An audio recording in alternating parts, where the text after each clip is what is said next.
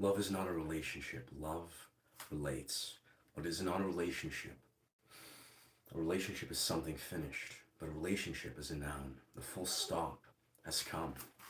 The honeymoon is over.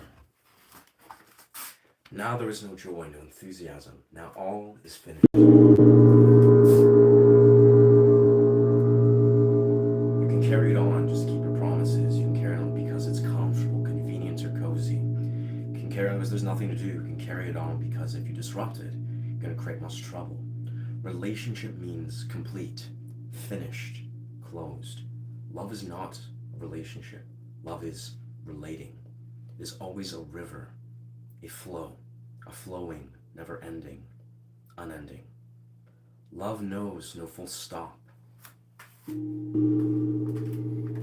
Yes, sir, yes, sir.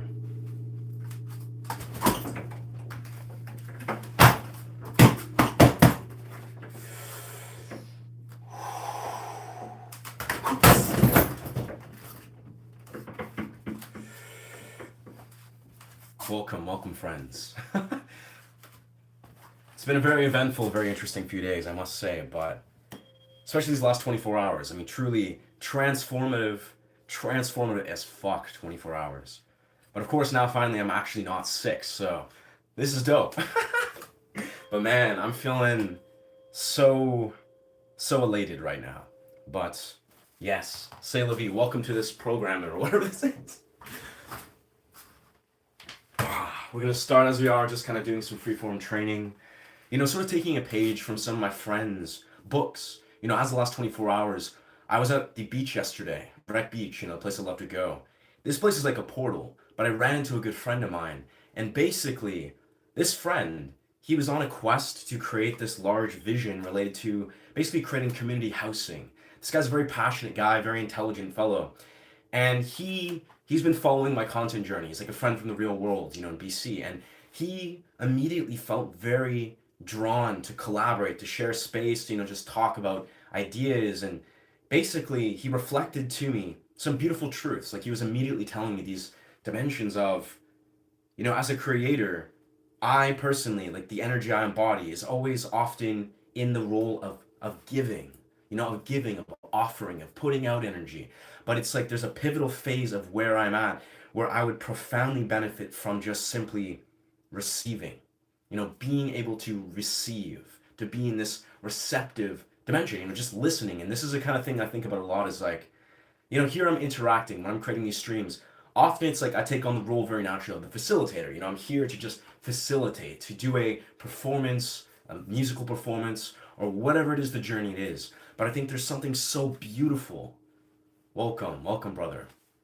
Welcome. I think there's something so beautiful about being receptive, of letting, this be received in the simplest right. So it's like, however you feel for those that are watching, I'd love you to share what you're feeling. I'd love for you to share what you're feeling right now, like what kind of things, maybe even your life creatively, that have been at this peak. Maybe it's like, I'd love to know what sorts of truths you're unpackaging, what sort of deep things have been relevant for you, not even to looking for an answer, but just to give yourself this space to be received, to enter this context where I just want to put out that intention. No pressure, no expectations. I'm not expecting anyone to be like, okay, let's launch into some deep dialogue. But the reality is, I want to continuously make this platform more about offering an intentional space that is beyond just me, but beyond just me talking, beyond just me trying to, evoke the center emphasis, is like really letting this be a received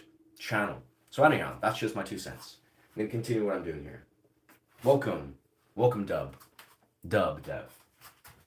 As I spoke of yesterday, I've been working on this thing where basically I've been learning JKD. I don't know if you guys know Bruce Lee has a martial art he created called JKD. And I've been learning to basically, every day since I did my LSD for some reason, I've been bridging worlds with trying to fuse JKD with Tai Chi. Just making this daily practice. I drank cacao. I just did a bunch of songwriting an hour ago, or just the last hour. I've actually been, I may have, if you've been tuning in, I've been working on a song that's like Oasis slash Strokes slash like Nirvana energy. And I finished the song actually just like 5 minutes ago, right before I did the stream. I wrote this song, shredded some riffs on my Ibanez, and I took like an hour to just lay out all these lyrics and finish the song. And I'm pretty mind blown. The song itself is pretty intense. It's like very well put together. It's exactly what I would desire it to be. But yeah, with that role of, again, just like desiring to introduce a bit of a deeper awareness on, my friend of mine, I have a friend, his name's Lion. His name's Brian, but he goes by Lion. This is his moniker. He's a men's coach. He's a somatic coach. He's also an erotic coach. Really phenomenal human being. He lives in BC, travels to like Mexico and Costa Rica. But Lion has been in a very interesting place where our worlds have been just crossing organically. We've been talking about somatic practice and training and men's work and whatever. And I've been in this place where I love almost objectively taking a page from Lion's book of like, what if the core emphasis of this channel can continually lean into letting people really give themselves permission to root themselves in their body, allow themselves to honor their bodies, introduce awareness to their bodies, maybe in relation to how healthy masculine energy is rooted within this.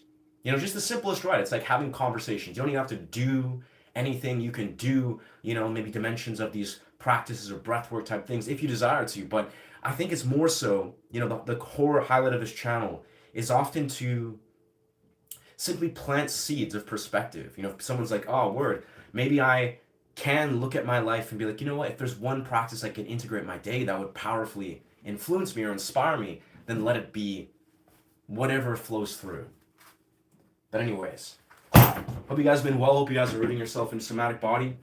We're just going to play around some experimental streaming style. What we're probably going to do is we'll do some bag work, freeform training for a short period. Then we're going to do some like Ibanez, I'd say loop some Ibanez riffs, kind of play around with some like silky, I don't know, British punk kind of riffs. And I don't know, maybe go for a run, be in the forest, do some freeform content and see what flows through. See who flows through, see how this complements those that are feeling themselves inclined to flow through this portal. See how those that on the collective level, where everyone's at and how our paths are sort of are aligning. How they're synchronizing.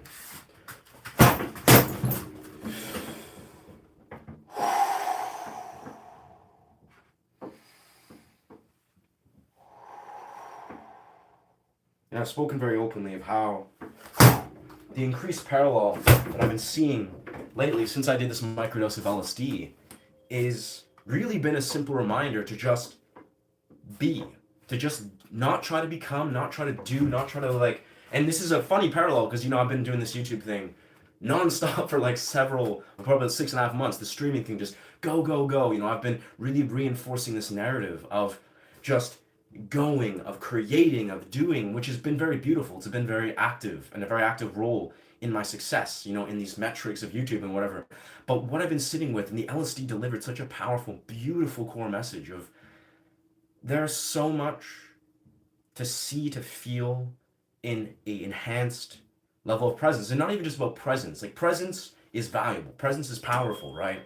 But it's more so about realizing that when you give yourself simple permission to just do nothing, like realize it's not even about the doing versus the not doing or what you have in your day, allotment of hours. No, it's about realizing that you actually do have the ability, if you desire to, like, I'm going to devote this next 40 minutes or this next hour to go sit in the forest, if you're in this time interval where you can go sit and do nothing, like literally just pure nothing. That was the simplest piece of what this altered state offered. Was it literally just gave me the simplest love and reverence for doing nothing. It was not like, oh, let's go to the beach, let's wander this place, let's do a YouTube stream, let's do XYZ training. It was like, no, but what if you just really just did nothing, like genuinely nothing?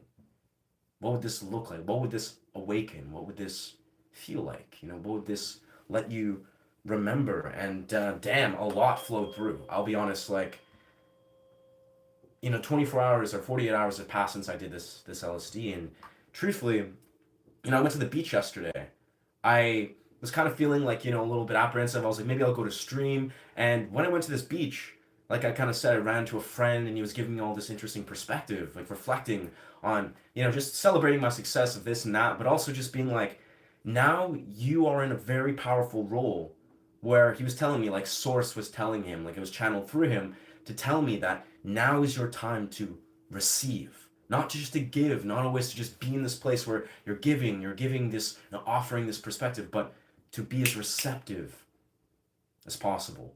And again, that what that looks like, I don't know, I'm still integrating, but I think sometimes it's very simple. It's trying to make the experience about this experience by the perceiver. The original intention of how I found myself do these streams when this channel had like no viewers. It's like when I had like no viewers, I wasn't focused on trying to, intellectualize and be like blah blah blah and put on some sort of like, verbal exchange. It was more about how can I create an experience? If I'm just playing guitar, doing sound instruments, if I'm, doing guided prompts, just take a breath, just allow yourself to just invitations. Basically, this is the core word I think that's flowing through is I think more as I unravel these threads of how I'm gonna move forward with this YouTube stuff continuously and alongside everything I'm already, loving and doing that's working beautifully. It's like I want to just invite more invitations of whether this is just inviting more presence for you, inviting maybe a question, a thought, like really not making this experience solely, if it's, sometimes that is the case, about my dimension of self, of how my perception is, just letting myself successfully step outside of self. Anyways, with that,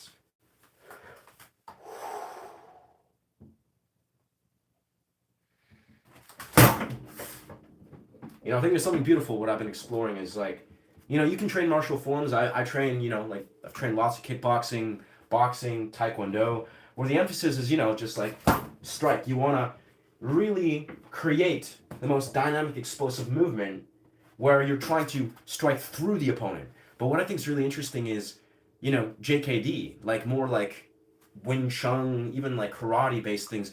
It's like, this is Tai Chi especially. It's like the goal, instead of trying to strike through your opponent, you're trying to just create explosive force. What I've been enamored of, especially when I was on LSD, my mind was so attracted to like the simple act of striking, but feeling the energy flow. Like say you strike and you feel the flow, similar to when you say do Tai Chi or Qigong.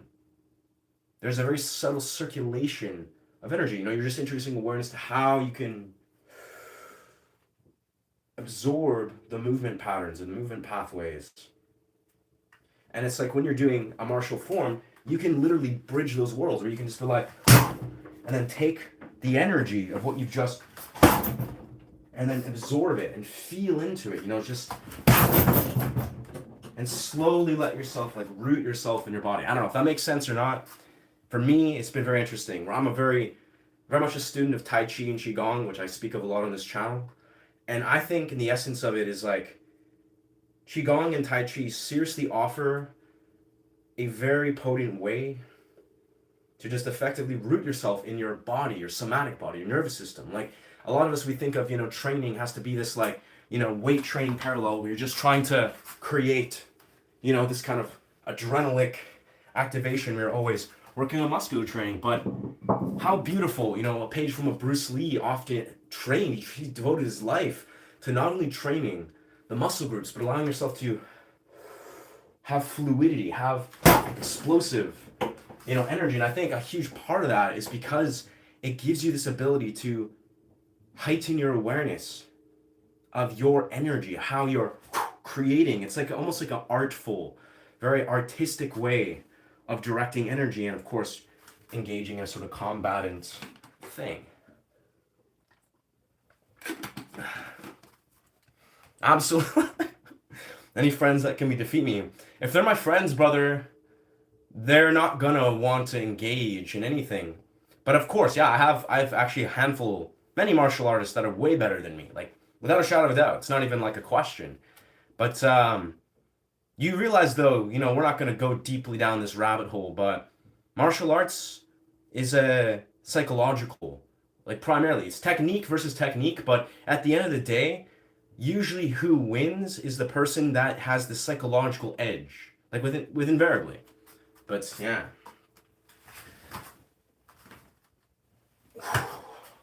Anyway, we're gonna just continue.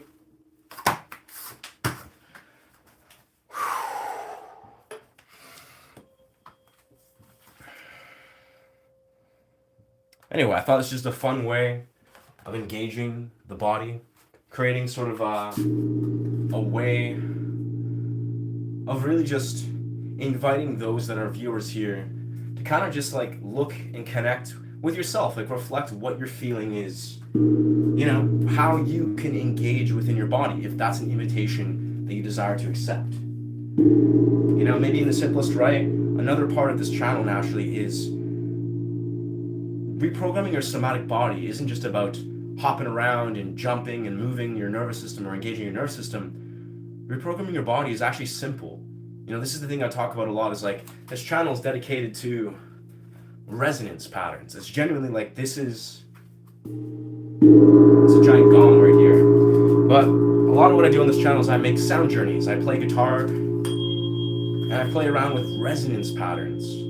Resonance patterns are a profound way, whether we're talking about singing, playing the guitar, or doing whatever you desire, connecting with the core resonance patterns behind music, behind your voice, even just speaking with a deep level of, you know, tenacity or authority.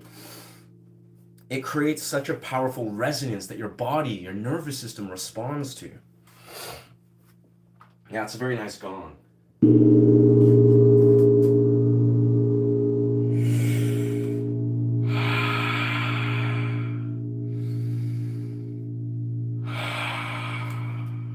I highly invite you to just breathe in fully through your nose and exhale fully out your mouth.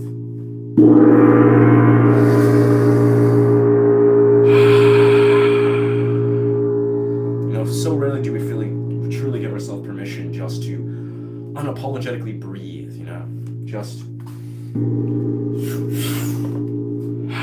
And this is part of what I like about cold exposure, you know, cold plunges, is when you do a cold plunge, invariably your immediate response is to breathe.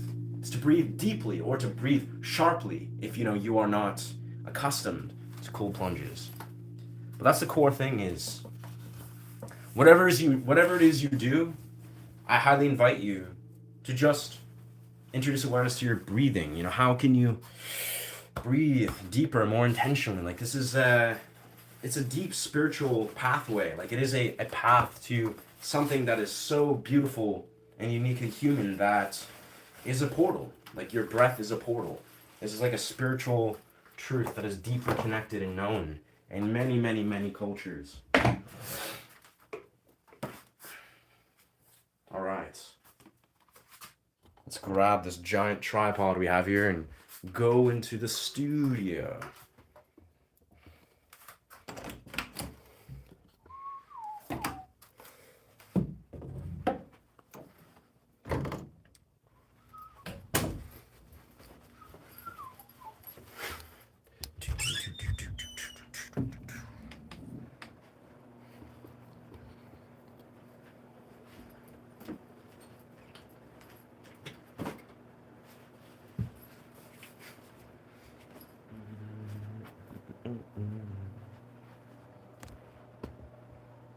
It's like I have this beautiful tripod, but I don't know how these angles don't seem to really play out as much as just the regular angles that we like to rock here.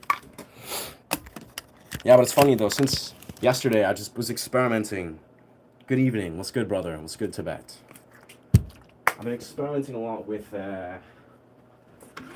just this one.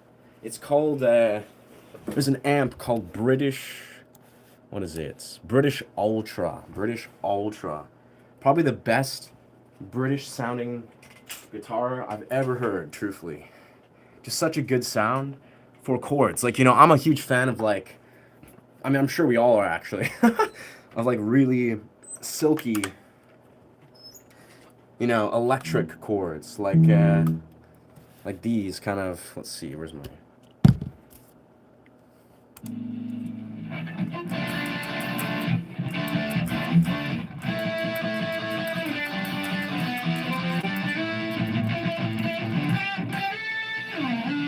It's just the chords that kind of create the foreground. So basically what I've been doing, which I'm going to just fuck around with a little bit here, is what if I just...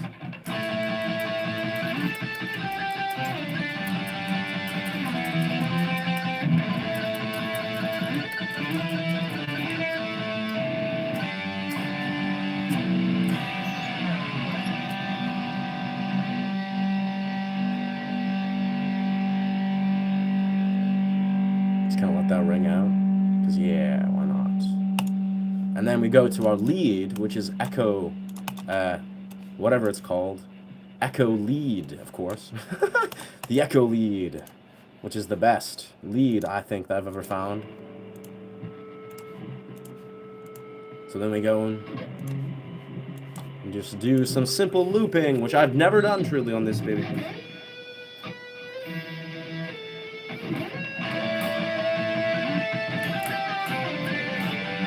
Probably gotta turn down that back one a little bit. It's just overwhelming everything.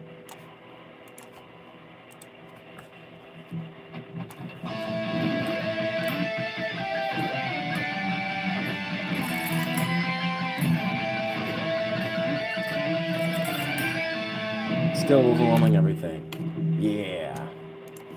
That's the fun of this. If I turn it all, let's see.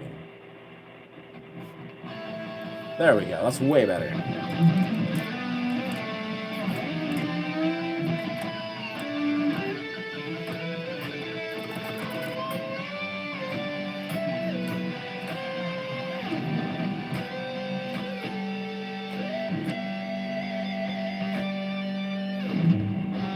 Sounds kind of unmastered, very sloppy.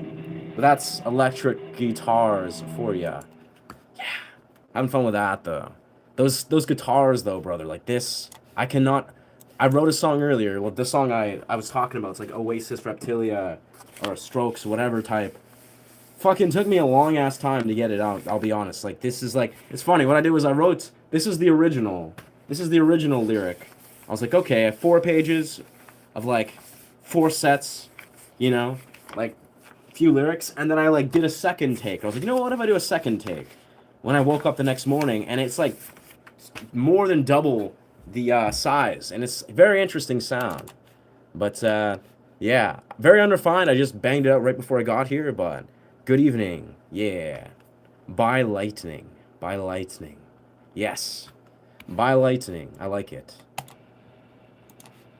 Let's try...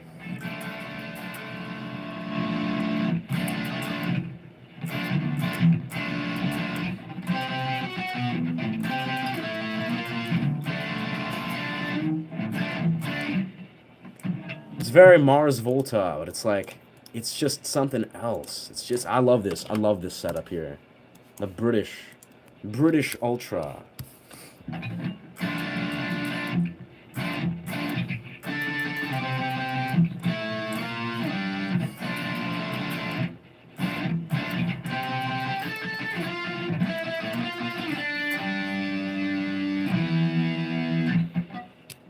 Yeah, not great, but not trash though. I must admit, not trash. Yeah.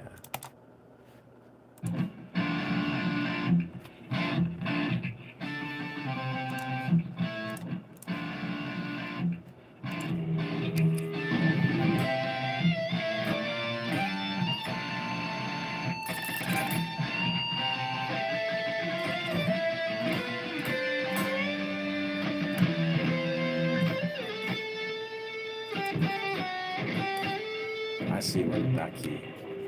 Yeah.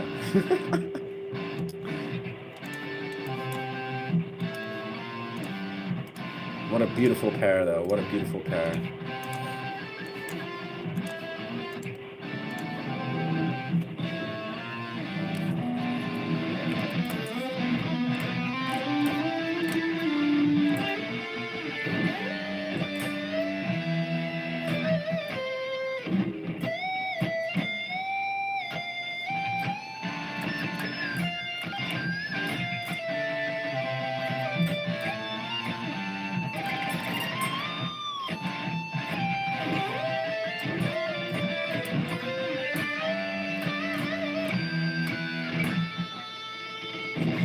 Yeah.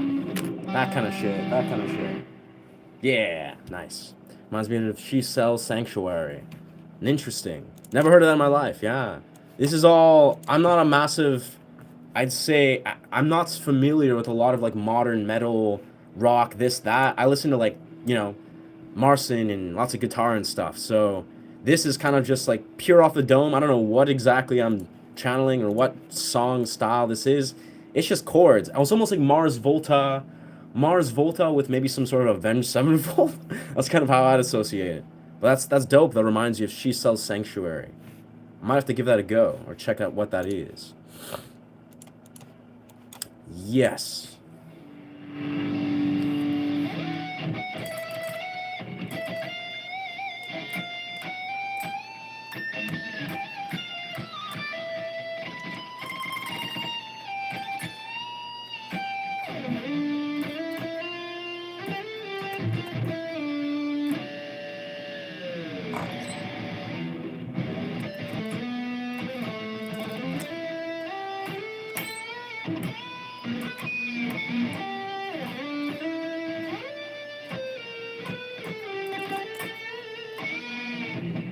Yeah. Okay. Okay. Yes. Yes. Yes. Interesting. Beautiful sound though. Man, I'm insanely elated with that sound. I don't know what I was doing earlier. Like, it's almost like I'm not really that apt to showcase this song I wrote. Not yet, because I literally wrote it like 10 minutes ago or whenever we started the stream, so half an hour ago. But man, interesting song. Like interesting song, I have to say, I must admit. Like it's like it almost starts like it's like a low. Like if I were to just show the very start of the riff, it's like, let's see. We'll do here. It's like oh,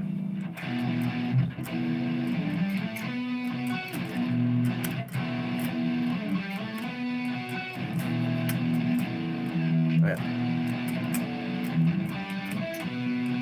Like that's just the riff, right? It's the riff, and then the lyrics. It's very like I don't even know how to describe it. Like it starts very low. It's like kind of like Nirvana slash Oasis slash whatever. It goes like into this. Has these first lyrics. Yeah. No blah blah blah. And then eventually, when the interlude pops in, it gets like very energetic. Like it picks up into this like genuine punk rock where it goes like.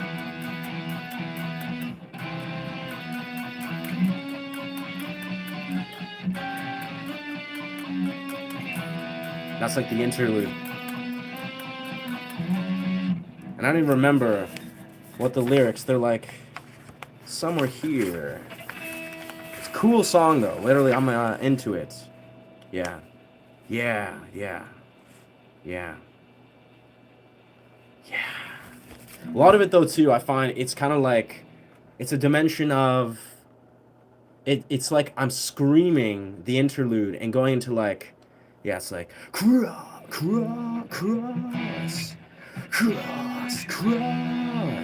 I don't know, somewhere in that realm, but I haven't figured out the melodies full on, but it sounds cool, I gotta say. I'm a fan of the whole energy of it. I'm taking Viagra and drinking prune juice. I don't know if you're coming or going. Wow. Is that really what you wanted to share, brother? Is that really, really what you needed to share, dog? Mm-hmm. Yeah. Yeah. Fair enough. I agree. I mean, with that, that's how I often orient improv. But yeah, music is, I think, in the spaces, like the rhythm that you sort of like have, that you let breathe into the lyrics and in relation to the guitar parts. Like, I don't know if you probably are fans of Adam Gontier. I'm a massive fan of Adam Gontier. You know, 3 Days Grace, lead singer, came back, left, came back. But Adam Gontier, if you really look at his music, like Never Too Late, Gone Forever, all his like older, and even his songs now, but especially his older songs, they're like a masterclass, in my opinion, in how to synchronize rhythm in your vocals in relation to guitar riffs. Because if you hear a lot of what Adam Gontier does, he's literally just going like he's doing a riff where it's like a simple riff, and he's like synchronizing his like rock vocals, where what Adam Gontier does masterfully, I think, is he belts so well. Like he does this like, I don't even know how he does it. It's like almost like he's pushing out the note from the bottom of his diaphragm, and he's like screaming. He's doing like a true vocal fry belt, and he perfectly does that while he's still doing a unique synchronized rhythm. And for me, that blows my mind. Like that is like masterful songwriting, where Adam Gontier just like he's doing like interesting rhythms on the guitar, playing it nice and, you know, in an arrhythmic or rhythmic fashion, and he's just belting out and singing his heart out. And I love it. It's like I for years have been trying to study Adam Gontier's songwriting style, and it's on another level. Like truthfully, you know, when I look at a lot of songwriters, modern songwriters, they're doing good. They're doing all right. They'll maybe emphasize one part, another part, but honestly, a lot of songwriters fall short when it comes to like, I mean, obviously there's people like John Mayer or just like, you know, what's his name? Yeah, John Mayer and John Gom. Lots of the Johns, they do it right. But legitimately, I think Adam Gontier is like a very strong example of a person that understands, yeah, how to like use those gaps and those spaces within music in like a very tasteful way. Like he's using these gaps in the perfect way that's like giving you breathing room, or giving himself breathing room to sing in unison to these beautiful rhythmic, you know, guitar elements, which I love. I love that shit.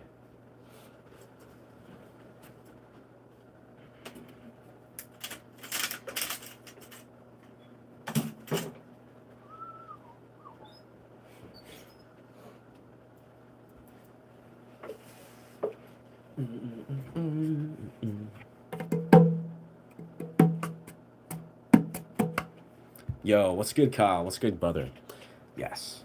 What's up, brother? Love the new sound journeys. Thank you, brother. Yeah, yeah.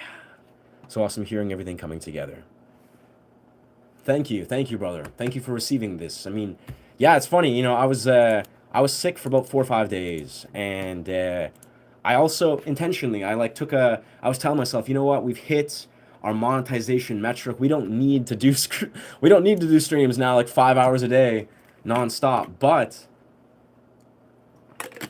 I'm really proud of the sort of improv that flowed through, like these types of streams that flowed through, that I would create on the fly these beautiful sound journeys, like the one Law of One inspired sound journey, Cosmic Map. That one I remember actually. I'm not sure. There was a few. I think it was Tenacity. I think he was one of the guys that when he subscribed, he was just like a new viewer, just chilling, you know, talking, sharing some philosophical takes. And I remember just in the moment, just being like, okay, let's play this riff. Let's play this, you know, improvised loop based on the energy of these philosophical discussions, you know, the ones that were touching on the law of one, those that were amazing. Interesting. Is that what I've never received a super chat, but I guess that's what a super chat looks like. Thank you, Floyd Rose. Appreciate you, brother, for being the first donation on the channel. W. Let's celebrate the first super chat. Thank you, brother. That means a lot. That means a lot, bro. Honestly, like, really, we it's so fun to even see that little thing up there that says money that's just like 00. I'm just like whoa, that's a mind fuck. But thank you, brother. Thank you, brother. That means a lot, honestly. Now I feel the need that I'm gonna have to definitely at some point pop in and toss you a tip back just for the good, the sincere will. But yes, but honestly, it's there's something so magical. Like I speak of this openly in these streams, right? Where I'm actually gonna grab some cacao. 1 second, I'm gonna grab some cacao.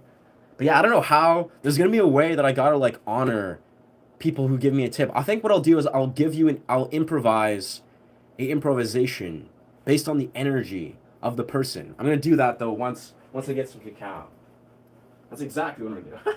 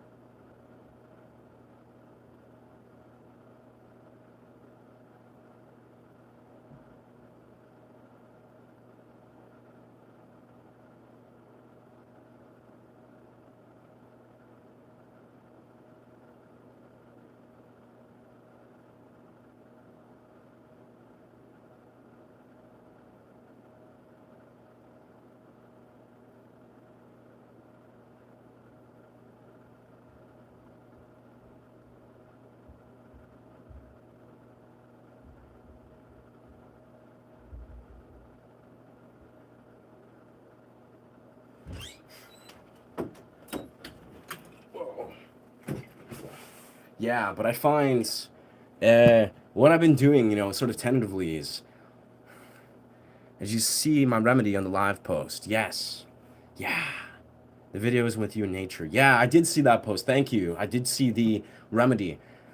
I have yet to attain, fresh elderberry. Like, that was the thing, is like I didn't have the opportunity. But what I think I'm gonna do is, because my immune system's been pretty strong, but I think that's a wise thing to do, is to try to, double down on preventative care for my respiratory, my immune system. Like, that's just wise things overall. Actually, my friend, when I was at the beach, he did this thing where he told me about OSHA, OSHA root. He said he's been chewing a lot OSHA root. Apparently, it's very good for the immune system. It's very similar to like ginger or like, yeah, I guess ginger and types of things like OSHA root. And he basically was telling me about this because I was telling him about all about Osho. You know how Osho has been inspiring me lately. So he was like, yeah, brother, OSHA root, which I've never heard of, but apparently it's a very well-known remedy that the Native Americans use a lot.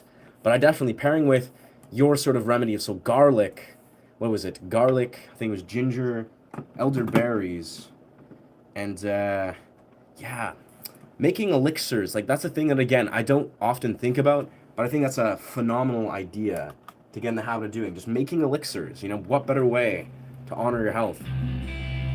Oh, whoa.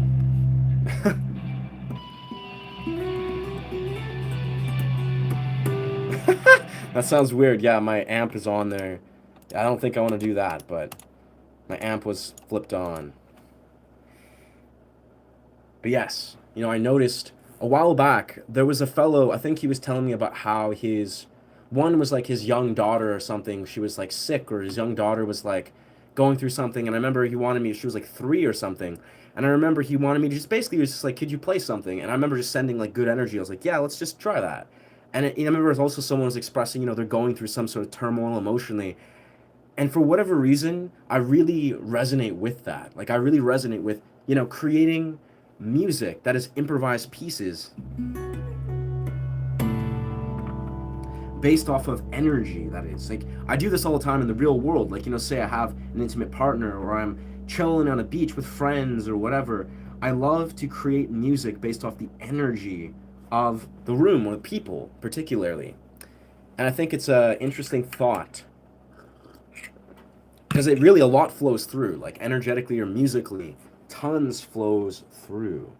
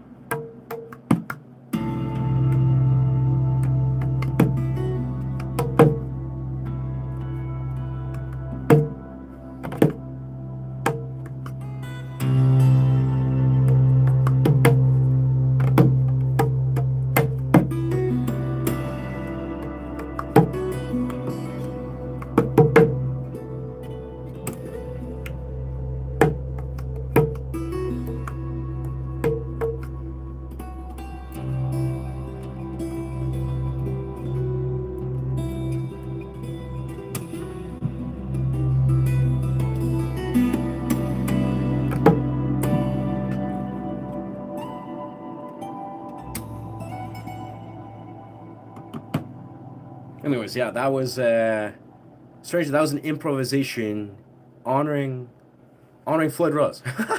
That is Hunter. That was just for the tip. It was kind of like I for some reason was like, let's channel the energy of overcoming strife, like conquering conquests. That's what that song was sort of devoted to. I don't know. Immediately, that's like the energy of all. It's just like that is a feeling of like starting in a place of overcoming, of creating something beautiful out of strife. Yeah, of course. Yeah, I love doing that. Enchanted music is another level. Prevention is better than cures. Yeah. Yeah, I've never in my life heard of Osho. That's why I was like very surprised. I was like, this dude's like, he's throwing me some beautiful advice right from the source. You know, being like Osho root for whatever reason. Here you are. Let us tell you about Osho root. And I was like, yes, let's go. Nice, nice, nice. Didgeridoo, rattles, and hand drum. Yeah. I heard psychedelic trance on a didge. I think I have, actually. I've heard lots of music, truthfully, that's didgeridoo. Like, what's his name? Wagal is the artist that I follow. Like, I've shouted him out many times. Shout out Wagal. Waagal. Super dope dude. Does, like, intense, incredible, beautiful, percussive guitar stuff. Does, like, didgeridoo. Does throat singing. Does... Basically, the reason I do Tingsha percussive elements is because of Wagal. But Wagal, Porangi, they both do didgeridoo. There's an artist called Spongle, from what I remember. He does like psychedelic trance, didgeridoo stuff, from what I remember. Spongle. But lots of beautiful stuff. Yeah. Yeah, I would love to get into didgeridoo myself, honestly. I would love to get into didgeridoo. Conquering conquest. Yeah, brother, that's the funny thing. It's like, I notice when I create improv music, right? When I'm like, okay, I'm improvising to the emotion or the journey of this, that, the other. Like someone just gives me a prompt or a thought or an energy of a something. Then the word, like the name of it, comes through very organically. It's like the word of like, you know, maybe it could be like the sacred journey or the path, the traveler's, you know, the traveler's woven road or the traveler's road or something. I don't know. Those are just words I'm saying, but it's like the name of this compositions, the names of compositions seems to have a deep connection to the way that you feel into the energy of what the song is. Like if you're really listening.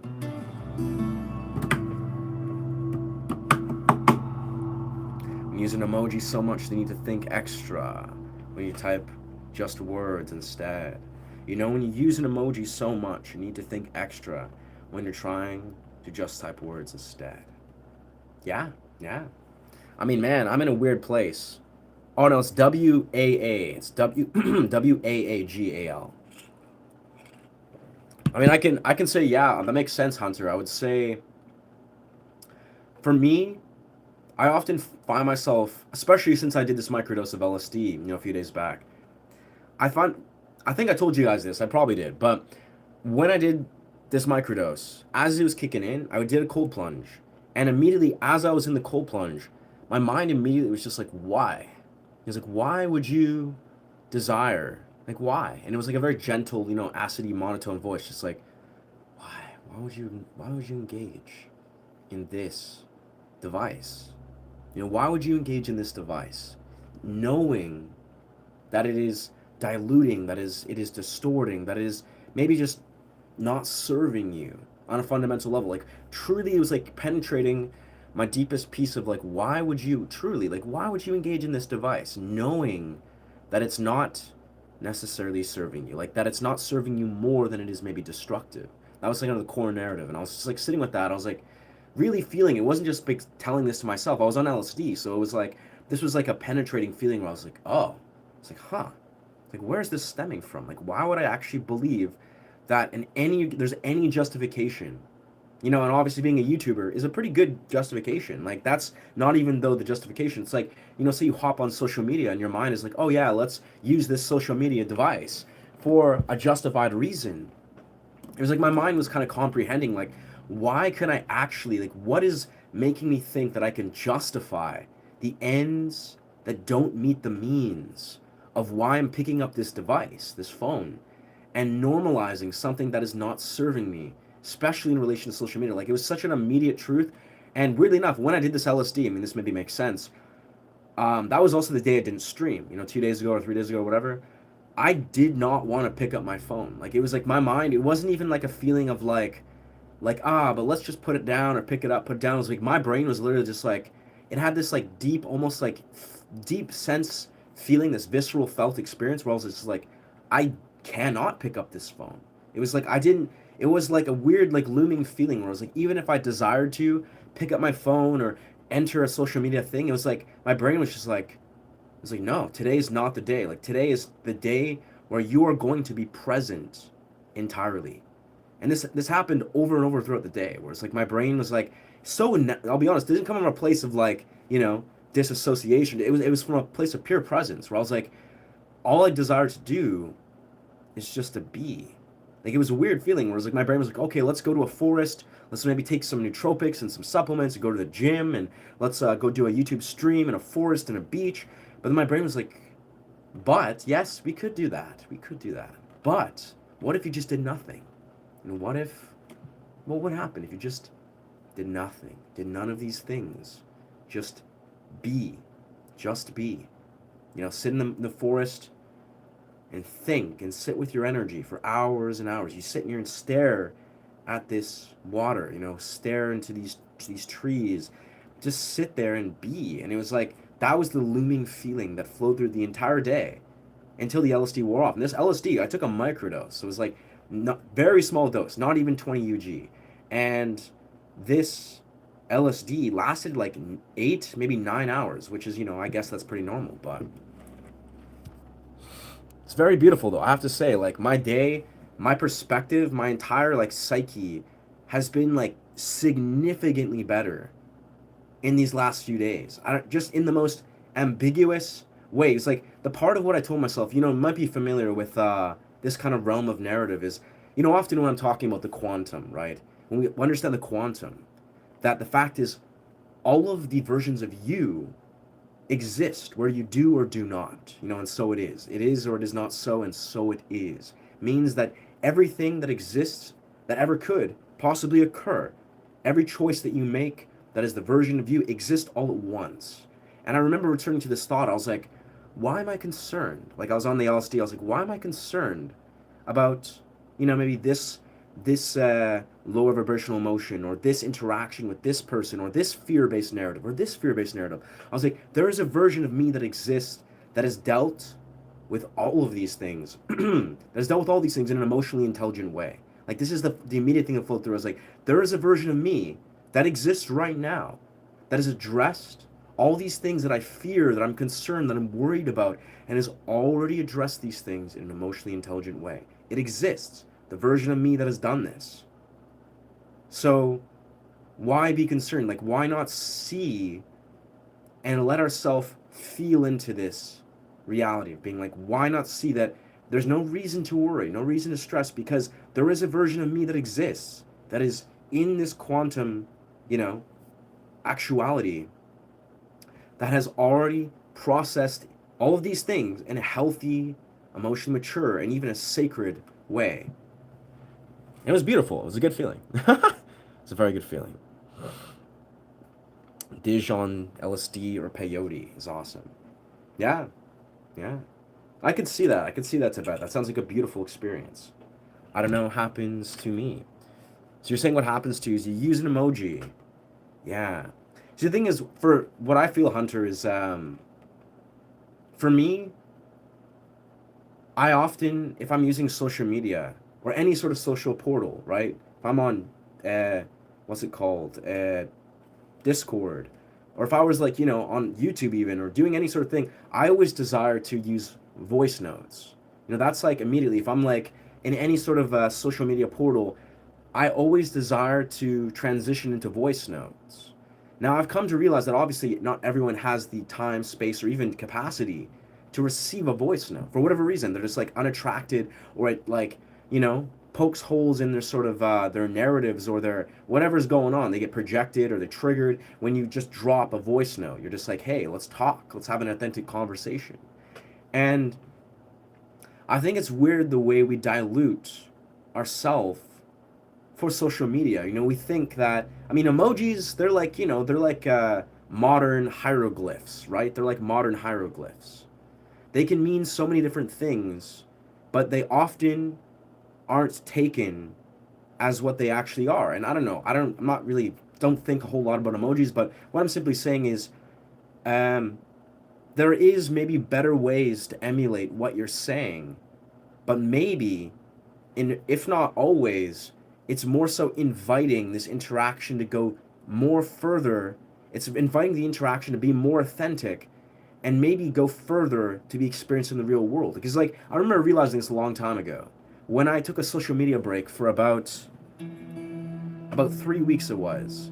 I took a social media break for 3 weeks because I lost my phone. I remember I was like, this is when I was like a month in content creation. I was making, you know, shorts about guitar riffs and meditative sound journeys, and I was really happy with myself. I remember I was like, whoa, I've created some incredible shorts. I'm like, wow, I'm gonna get to like 50 subscribers in no time. And I put down my phone. I was like, wow, I'm so happy with what I created. So I went to the beach. And when I went down to the beach, somehow when I was running down this massive staircase to get to this beach floor, my phone just disappeared. To this day, I don't know what the hell actually happened, but long story short, I didn't have my phone again for 3 weeks because not only could I not get my phone back, like I was trying to get my phone back for like a week. I was like, I need to get this content that I created. This was like game-changing content that was going to get me subscribers, but I couldn't get this phone back for about a week and a half. And then after a week and a half, I realized, wow, I haven't had social media or a phone for a week and a half. And I realized, you know what? How far can I take this? So then I didn't have my phone or social media for 3 weeks. And when I returned to social media, I had this impendingly clear perspective where I told myself, I don't think I'm going to use social media ever again the same way. Like, very intentional. I was like, why would I ever even use social media in the way I was using it before? Where basically what I told myself is, I want to get in, get out. Like, I want to hop on social media to like be very intentional, you know, maybe have some conversations with people that I want to interact with in the real world, and then leave social media and never think about it all day for days. It was like I would hop on social media for like 10 minutes, have a few conversations, you know, get a few phone numbers, say hello to a couple people, and then disappear for like 2 days. And I realized, I was like, this is a really, really healthy way of using social media.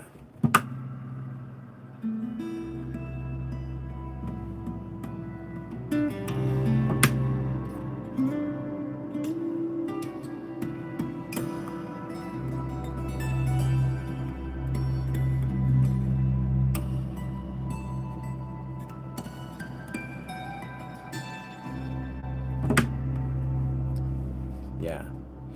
You know, there's a grounding method when you count 5 items. Yeah, that's like a mindful presence exercise. Yeah. Microdose shrooms, and that's the real tickets. Yeah. No, I'm definitely familiar with microdosing mushrooms, John. And I agree, brother. I've been microdosing mushrooms and macrodosing since I was about 15, and I have to say, magic. I'm very happy and very grateful for mushrooms. Yeah, when love and perspectives get shattered and the self feels distant sometimes. Yeah, yeah, yeah, yeah, yeah. And it's not even, I'll be honest, I didn't even feel, I mean, summer, I definitely, perspective was shattered. Um, Realities kind of came into perspective. But the deepest part of it was more so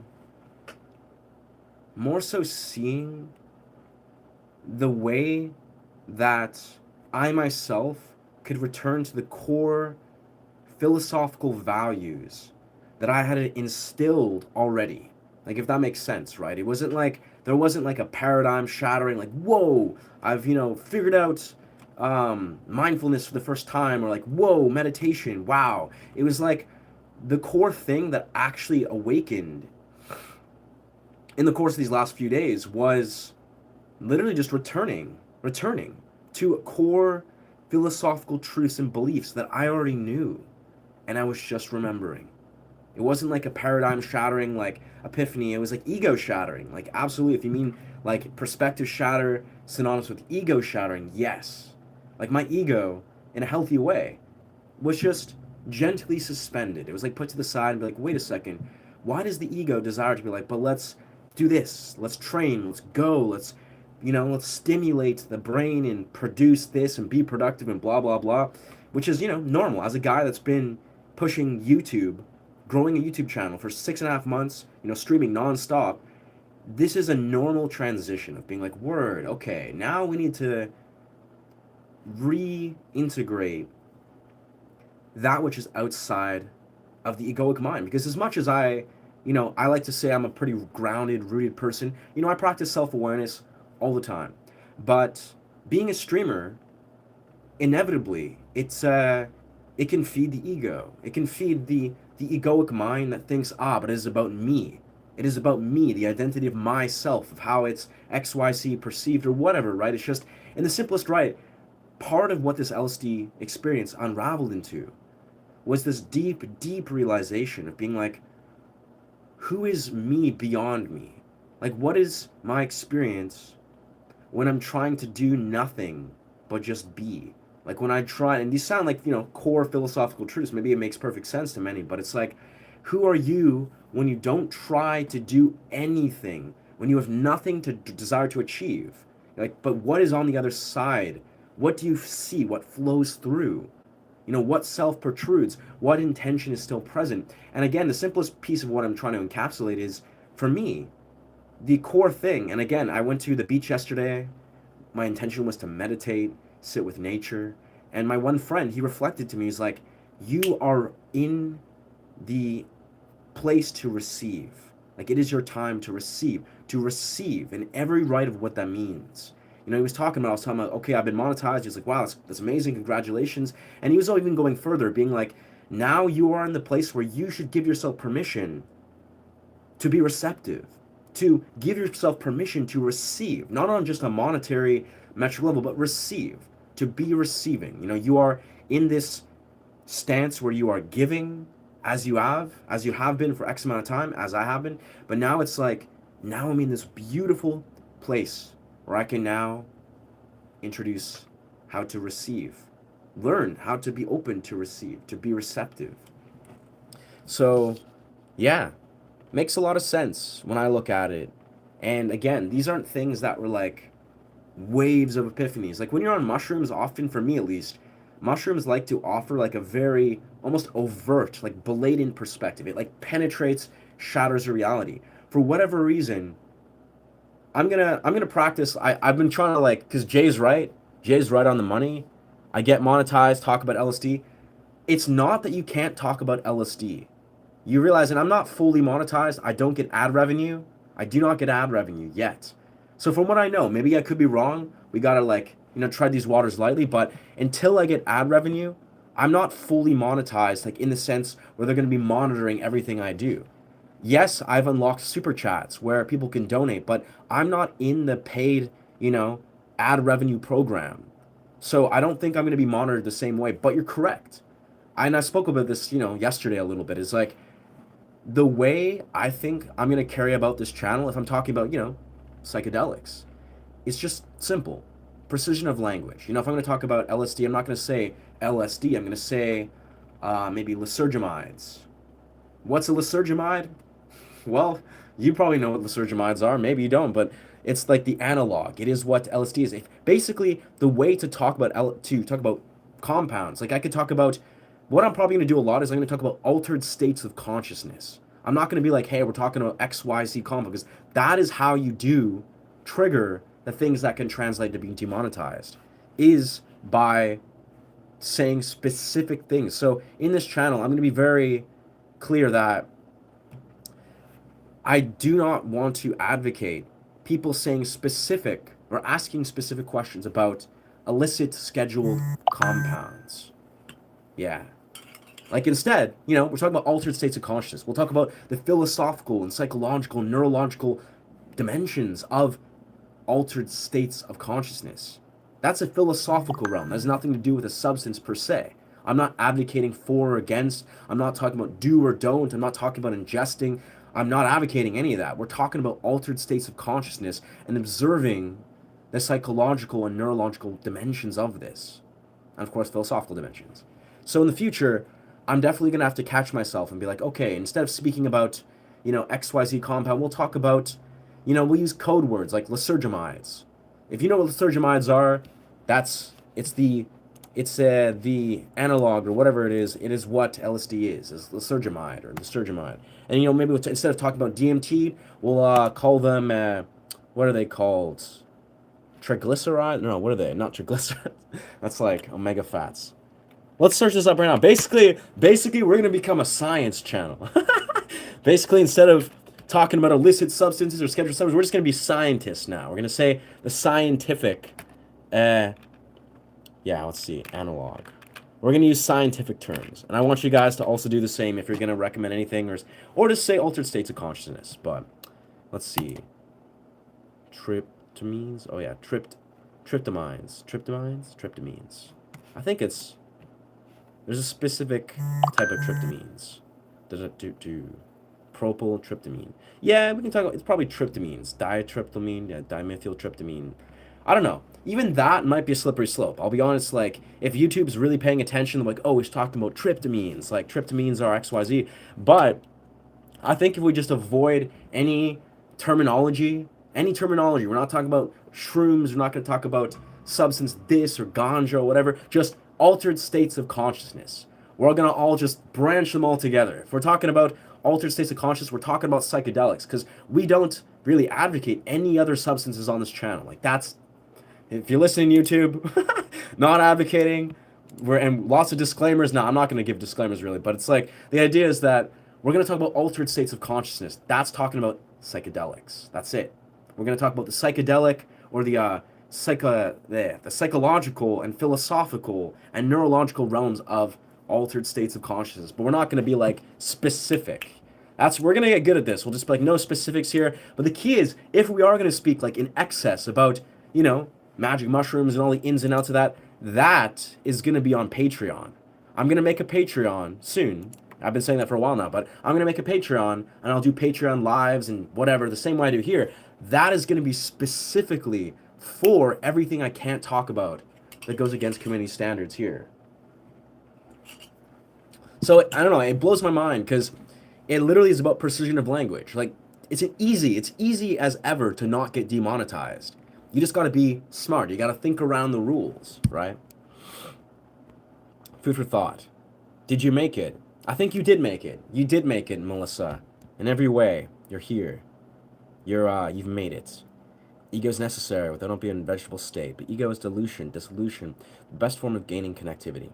Yeah, I agree, Tibetan. I mean, that's the thing, brother. It's like, when I speak of, it's more of stepping outside of the ego. What was present here in this altered state of consciousness that I experienced the other day, right? It was stepping outside of the ego. And this was a micro dose. I wasn't like blasted into the exosphere of altered states.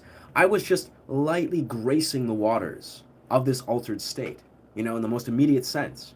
And surely I was still a product of the ego. My ego was present. I could operate on the ego if I decided to, and it did for most of the day. But what I'm saying is, it genuinely let me successfully step outside of the ego. And that alone, because I think, the compound that I'm mentioning, the altered state, has a very special quality, like lysergamides. If I'm going to refer, I don't think lysergamides is going to trigger anything demonetizing. But the idea is lysergamides, and you probably know what that means, hopefully.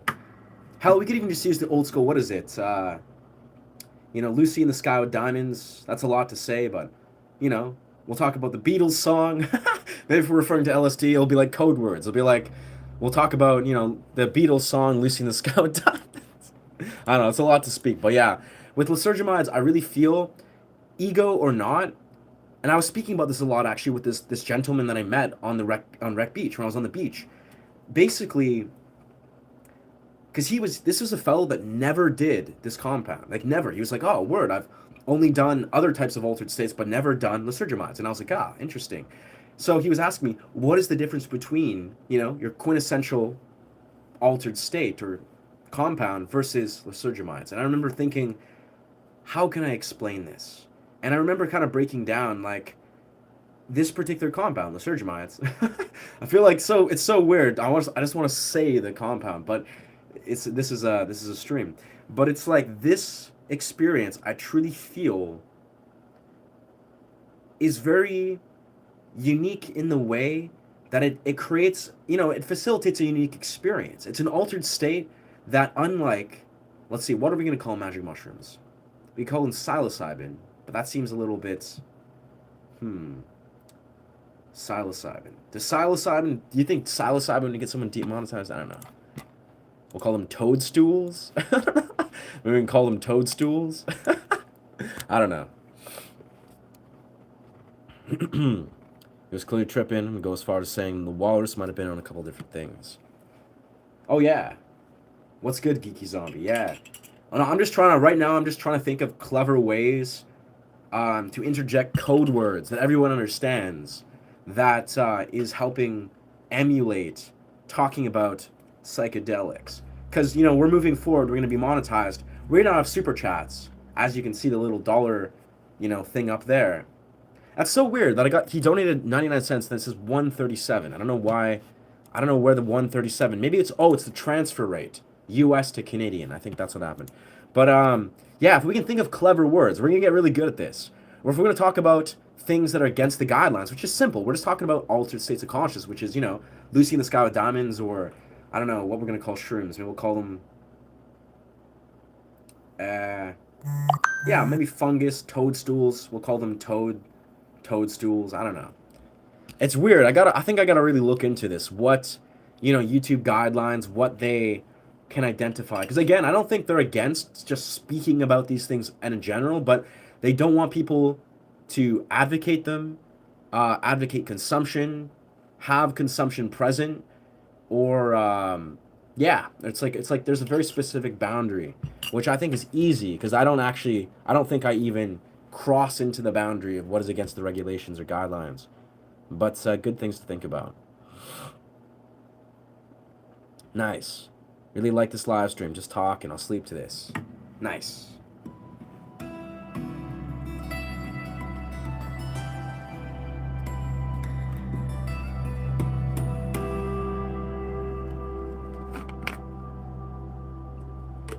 Well, all I can say is you have autonomy. Feel free to sleep, lay down, talk, and do whatever. I mean, yeah, make food. I don't know.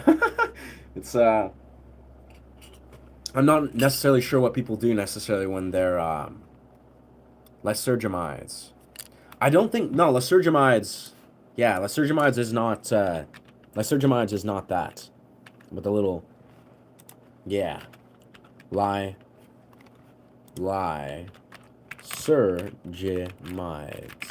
I'm sure there's ways other influencers or YouTubers get around this.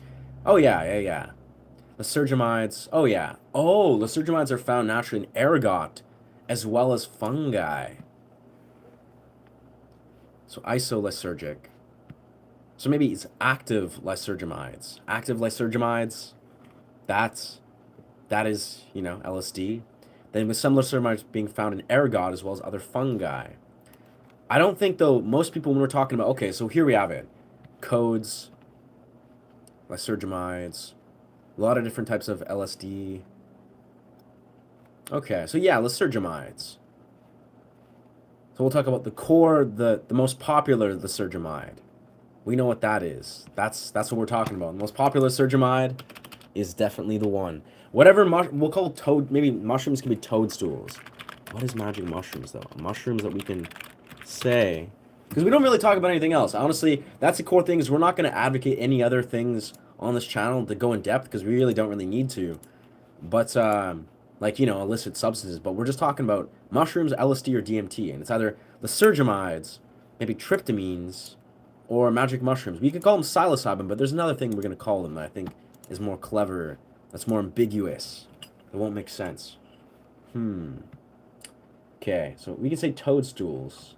There's psilocybin. Maybe we could say cubensis. We could say cubensis, maybe. Psilocybin cubensis. Cubensis sounds pretty ambiguous.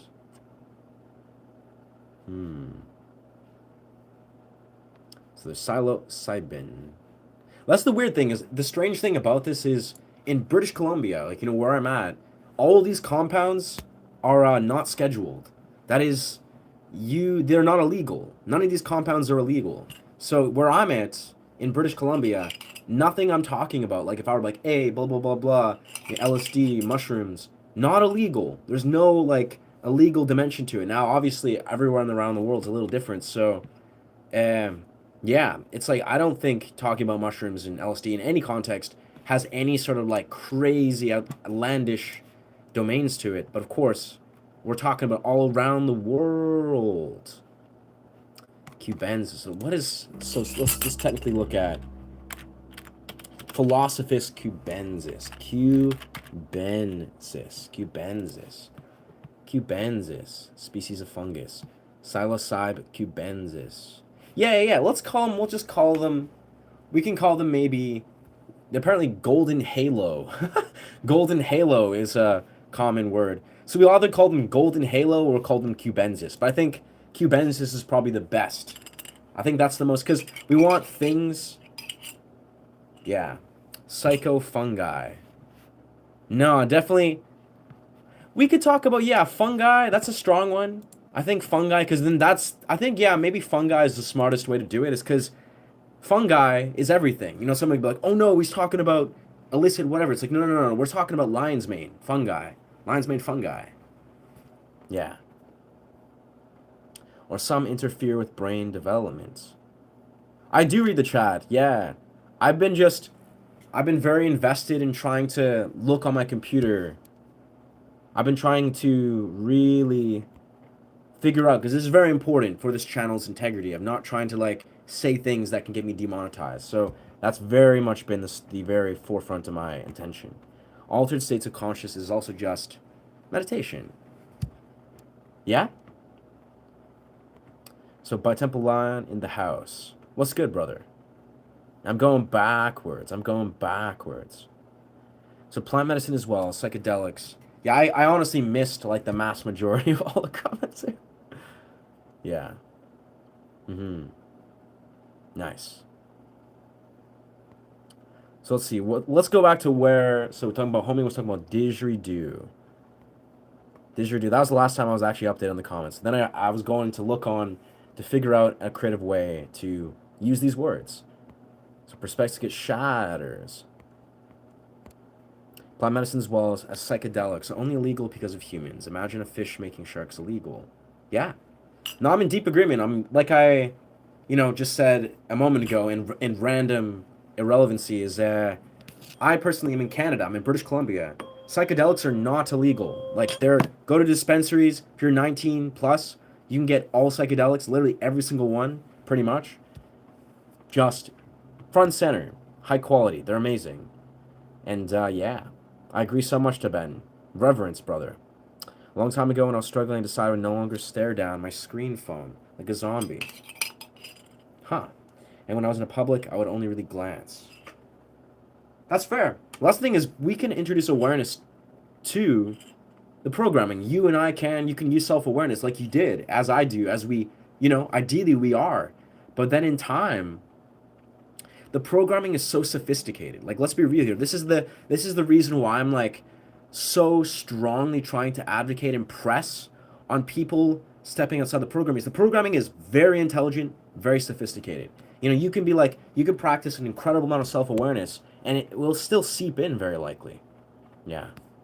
It was like outgrowing a shell in myself. When I did all that BS, waited the existence and breath take the new. All the good forward down the path with me, eye-opening. Says John. So people are losing the ability to hear you and disagree with them on something. They immediately jump to the conclusion of who you are. Like, whoa, it just left me 5 minutes ago and broke down my life. Yeah. Sure. I'd say that John is, yes, if if you are shedding layers of yourself, or you're going through metamorphoses, like to John, I'm way behind in comments, but we'll speed run through this. To John, definitely, brother, when you're new to shedding layers of yourself, this will happen psychedelics or not. Like when you're evolving, you're integrating wounds and trauma, you're becoming the best version of yourself. People will either challenge unconsciously the reality that is you, your new development, the new person that is you. They'll challenge it, whether or not. And the key is integration, always. It's about letting yourself actually genuinely integrate in time. Like even if people see you as, these are two different people, and they regard you as such, and they don't, really treat this new clarity and perspective, who are you showing up as, with reverence, that surely just says something about where they're at and their limitations and their own ability to receive the higher expression that is you. But yeah, it's all about integration. Whether you do psychedelics and you see a beautiful new truth, you will not become a new person overnight, even if you feel that way. Even if it takes a month, it will take years upon years, and it should, to really integrate and really put in perspective the larger context of what these medicines are showing you and the character development that you are undergoing. And I think that's beautiful that you did that, though, brother. Plant medicines, well, are psychedelics and only illegal because of humans. Yeah, just going back to that. Yeah. So it's like more outgrowing a shell of myself. Well, again, I commend you, John. It definitely helps with how to sit and be in social situations. Yeah, it's presence. So ego is necessary. I think I skipped like a large chunk, sadly. And I was like looking online, and then I saw Tibetan speaking about the ego. Yeah. Asking if Jay has ever taken amino-3 substances. I don't know. Yeah, that's a good question. I'm curious. So this is an important subject that many could benefit only if they had the knowledge. It's true, John. The weird thing is, many people need this conversation more so in the real world. Like this is beneficial. This is healthy for those that are chiming in. Are just like, oh, that's kind of interesting, and maybe they'll stick around. Maybe they won't. Maybe they'll just exit the live stream. They have freedom. They have autonomy. But people need these conversations with face-to-face interactions. They need eye contact. They need their eye contact, their body language, their projections. They need them to be met with presence. Because you can read my micro expressions. You get to hear my tone. You get to hear me blabbing on and speaking my words, using words and verbal whatever. But the most important part of interaction is not necessarily the words that are being said. It's receptivity. It's like if you're talking about psychedelics, you're like, hey, let's talk about medicines. Let's talk about altered states of consciousness. I can only go so far to plant a seed of perspective. I know for a lot of the audience that I've built, they're in resonance. Like I can tell to a shadow of a doubt. That's why they're on this channel. It's like they resonate and it makes sense. They're on a specific phase of their journey where a lot of these things I say, they don't just bounce off their egos. They make sense. But for some people who are just trying to unpackage these things, they're new to navigating these waters. Maybe they've never done psychedelics ever. They need a in-person presence. Like they need the full embodiment of who a human being is to receive them in their fragmented embodiment. Like think about that. They know that they want to heal. They want to be embraced as the fullest version of themselves, and they need that ability to be received by another who has some sort of truth or wisdom or has their best intention. Yeah, you can't get in trouble for speaking of your own experiences. Yeah, if you mean like trouble as in like monetization rights revoked, I don't know. I'll be honest. I think it all comes down to you cannot get in trouble by philosophically tangenting and pulling threads about the neurological and psychological and philosophical. That is like, it's all about being a linguist. If you're good at speaking about words that is like addressing core things without being explicit, without hitting these weird marks that might trigger XYZ blah blah blah, then you can succeed. Anyways, we're speed reading. We're coming back to the start. Yummer said he appreciate you, Yummers. Yeah. 2 more super chats. She'll take out the butternut squash, guys. Oh, whoa. That's profound. 2 more super chats, and she'll take out the butternut squash. Bro, that sounds like you're talking to me and like my partner where we like cook a lot of squash. But like, yeah, let's go. 1 more super. I mean, for the caveat, no one feel pressure to super chat, but at the same time, we've unlocked super chats. Thank you so much for being here. And for those that do super chats, I'm definitely going to do like an original improv song to, the energy of whatever it is. Maybe it's like a word or energy or feeling or just your energy of what I've seen you show up. I'll write original improv to that. That's just what I've been doing. That's what I feel like I'd love to do. It'd be a delight. Also, YouTube and Google combined 50% of donation. 50%. I think they take, wait, YouTube and Google. I thought it's like YouTube takes a solid 30%, but I'm not sure if they take more than that. If you're under a certain age, the certain drugs should not be done, and they're responsible handling them. That's true, Geeky. That's true, Geeky Zombie. Yeah. No, I agree to Temple and Geeky Zombie about. Weirdly enough, I don't know why I didn't follow that. I didn't take that nugget of wisdom. No one ever told me that. But when I was like 15 years old, that's when I did 7 grams of mushrooms for the first time.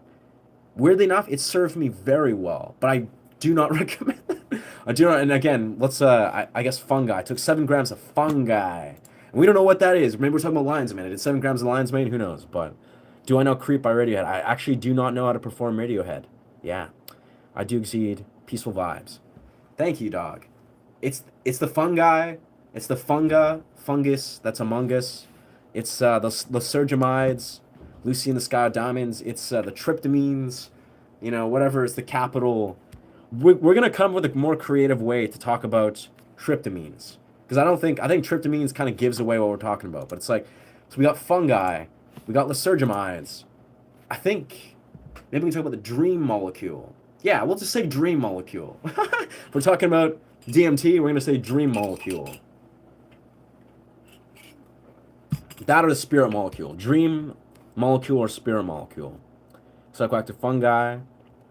But that's the thing is, yes to John Anthony, but I don't know if I want to still even go that far and be like psychoactive. Because that's still psychoactive fungi. Everyone knows what I mean, but if I'm going to say fungi or cubensis, I'm going to assume they can, because this is the thing. This is the way I think to succeed as getting around the demonetization things, is you're being contextual with everything. You're not being clear. You're being like, you're speaking things of like, oh yeah, the fungi that enhanced my consciousness, and I experienced this, that, the other. It's like everyone can read into the context. They can understand contextually, but I'm not going to be specific. That's how I think, because you can't get hit with that. But yeah, I think I'm caught up. Yeah. That sounds really fuzzy for some reason. So how far... Okay, I'm a little bit behind on the chats. But yeah, nah, I do read the chats, but the caveat is I've also been sick the last 4 days. So I think I'm a little bit out of the rhythm. Like even yesterday, I did a stream when I was actually still sick, and I found it was tricky to navigate the waters of streaming a little bit. I also was still, again, under the weather, but yeah. Streaming it takes mental stimulus. You got to be on your game usually to stream successfully. So you can't get in trouble with that. Going back. Yeah. So the golden teachers. We could say golden teacher. I kind of like that, actually. Golden teacher. I mean, golden teacher is such a common strain. But that's a good term, because most people are ambiguous. Like golden teacher, yeah, it could be the teachers, the golden teachers. It's the teachers, the philosophers. Who knows what we're talking about? But I don't know. We'll figure this out. I'm not here to hear him respond to me. I just like his face. Nice. My face. Okay. All substances were legal here in Portland, Oregon. Yeah. People will need this subject, though. It will help a lot of people. I agree. That's why I'm a strong believer, and part of it is what I'm going to do, probably more than not, is because this is also a YouTube channel oriented around music. It's about connecting to the music in a divine context. We're talking about metaphysics, sacred, this, that, the other. There's a lot of concepts I think we can focus and still unpackage very powerful subjects. But if we're going to address, the ins and outs of golden teachers, or that just doesn't sound... The ins and outs, yeah, I guess of cubensis, ins and outs of fungi. I like cubensis for some reason. Maybe that doesn't really hit the mark, but if we're going to talk about those things, that's where I think I'm going to direct people to my Patreon. I'll make a Patreon, which I haven't really done yet, but I gotta sign up. I gotta pay for a Patreon, and I'll make a Patreon where I'll go live and do the same thing, but it'll be directly for the things that are not, regulated on YouTube, because that's what Patreon's great for. Yeah, I live in Atlanta. Nothing is legal here. That's the thing is BC. Like, yeah, the beauty is I love British Columbia, but weirdly enough, like 5 or 6, 7 years ago, or whenever they did this, everything became legal. Like they also, to a very bizarre regard, for some reason, British Columbia passed a law. I think they revoked it, where they made literally everything legal. Like everything. I think it was not even legal, but decriminalized. They decriminalized even like illicit, you know, bonkers substances. Everything you could think of that's bad substances. But the beauty is they made legal all these, compounds, lysergamides, psychedelics of every sort, every little beautiful plant medicine you could think of. Yeah, so we can talk about plant medicines maybe. We can say plant medicine. We can say lysergamides. We can say altered states of consciousness. Or we're going to say plant medicines that evoke altered states of consciousness. It's all words. It's all about wording. It's all about wording. What's good, OPT? Are creating a code language for our various magical accounts. Yeah, you got it. This is because we're now officially monetized and we only got super chats. But in about a week's time, we'll have AdSense revenue. So we'll be getting paid for the streams or whatever. And eventually, who knows? We'll soon get a sponsor. And once we're sponsored, it's all gonna be code words all day long. It's precision of language. Intelligent precision of language, and then we can still be monetized and talk about all the important things. Yeah. But we so far come up with, lysergamides. That's pretty ambiguous because lysergamides means a lot of things. We can talk about the most popular lysergamide. That's it. We can talk about golden teachers, or we can more specifically say like the fungi. I think fungi is a good one because when the context the context of what I'm talking about in relation to fungi kind of gives away what I'm saying, but I'm not specifically mentioning compounds. Yeah. I would suggest listening to different vibrational music while you sleep. Interesting. Yeah? I don't know. I used to listen to subliminals and like subliminal programs, like subliminal vibrations and 432 when I slept. When I was quitting cigarettes, actually, when I was like 16 years old or 17 or 18, actually. I don't know if that's the way. I'm not sure if listening to stuff while I sleep. I haven't thought about that for many years, but I'm not sure if I desire to listen to things while I sleep. But maybe. I don't know. Maybe there's something to that. Maybe I'll find that's something I could really benefit from. Megahertz or something I don't know. I have this certain one if I don't listen to when I wake up. If I don't listen to it, I wake up feeling right. That's weird. Interesting. If a bear can eat in the wild, so can I. Yeah.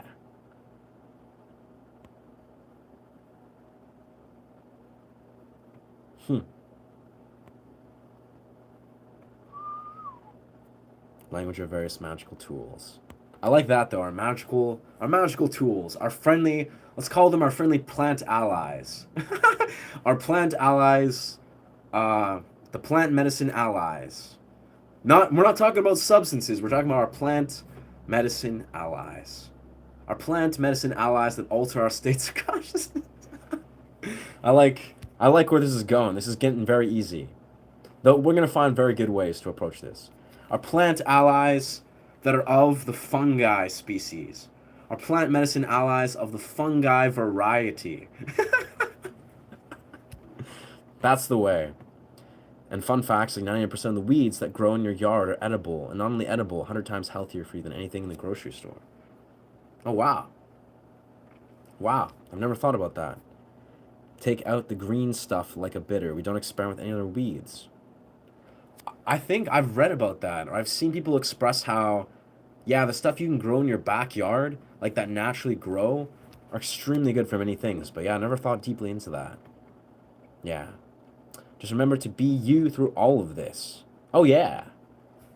Yeah. No, I think,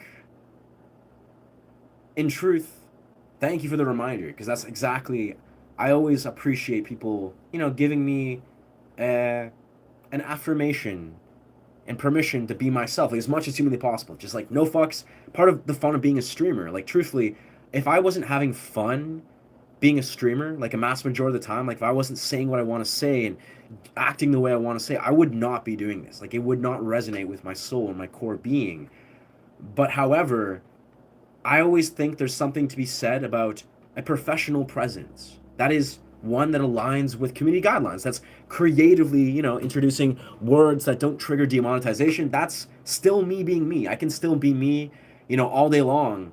I don't think cussing, like swearing, is not, I don't think that goes against the guidelines. I don't know, maybe it does, but I don't really, I don't think saying fuck every once in a while is gonna, like, make me incredibly demonetized. But who knows? I don't know. Maybe I'll have to look into that. But I believe words, like in the truest sense, I believe when you have a masterful grasp on the English language, like if you understand how to creatively speak words, you can speak your truth without having to say explicit or, graphic things, without even saying swear words or whatever. But I'm saying, like, if you can speak with intention, with, yeah, I guess intention and clarity, you can say the things you need to say without filtering yourself or censoring yourself. It's almost like there's different ways of how you can, maybe you can, if you want to be professional in a sense, like, oh, I want to narrate or be very professional, maybe you want to be very casual, you can do so in a way that's still honoring the way you like to carry yourself, where you're not filtering or censoring yourself. For me, it's part of the fun of knowing the English language. It's like, I, without a shadow of a doubt, have so much fun playfully exploring the ways to express myself, even if I was try to be professional. I'm like, oh, let's be very distinguished. It's like, let's speak with big words or act in a very academic way, if you will. I don't like to really act in an academic way personally, but I think if you understand the English language, like how to communicate to a T, you can say various things without compromising your ability to say the way you want to speak things. Like you can just communicate in all these different ways. So I think there's no, like, fortunately, there's no risk of me compromising how I want to communicate and how I want to, just be. I don't think I'm at any risk for that, fortunately. And it's a YouTube live stream. Like, this is a casual endeavor. I don't think we're not creating a job resume. I'm not creating a resume for, my corporate law job. I'm not applying for, Pierce Inspector Lit.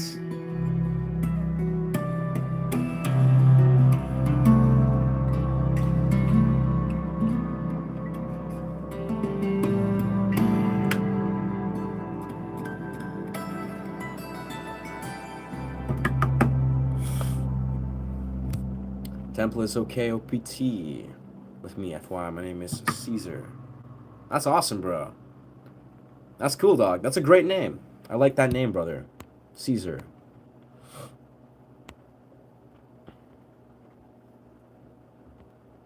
You're a gem, Temple. I appreciate you. I appreciate you creating this beautiful, yeah, this space holding dynamic. It's beautiful. Write you as a song, Geeky Zombie. All right. Is there any particular emotional state that you're feeling? Whether it's like ecstasy or gratitude or maybe turmoil or maybe indifference. Like, what are you feeling, Geeky Zombie Girl? What is, like, an emotion that you're feeling right now that represents how you are right now? If that's relevant. If not, I'll just write based on intuitively connecting to what's flowing through. But I'm curious if there's anything that flows through, Geeky Zombie Girl. I would love to play around with that and see how energetically how that influences what I write here. But I'll play a song after that. I mistype it's Apple takes the 20%.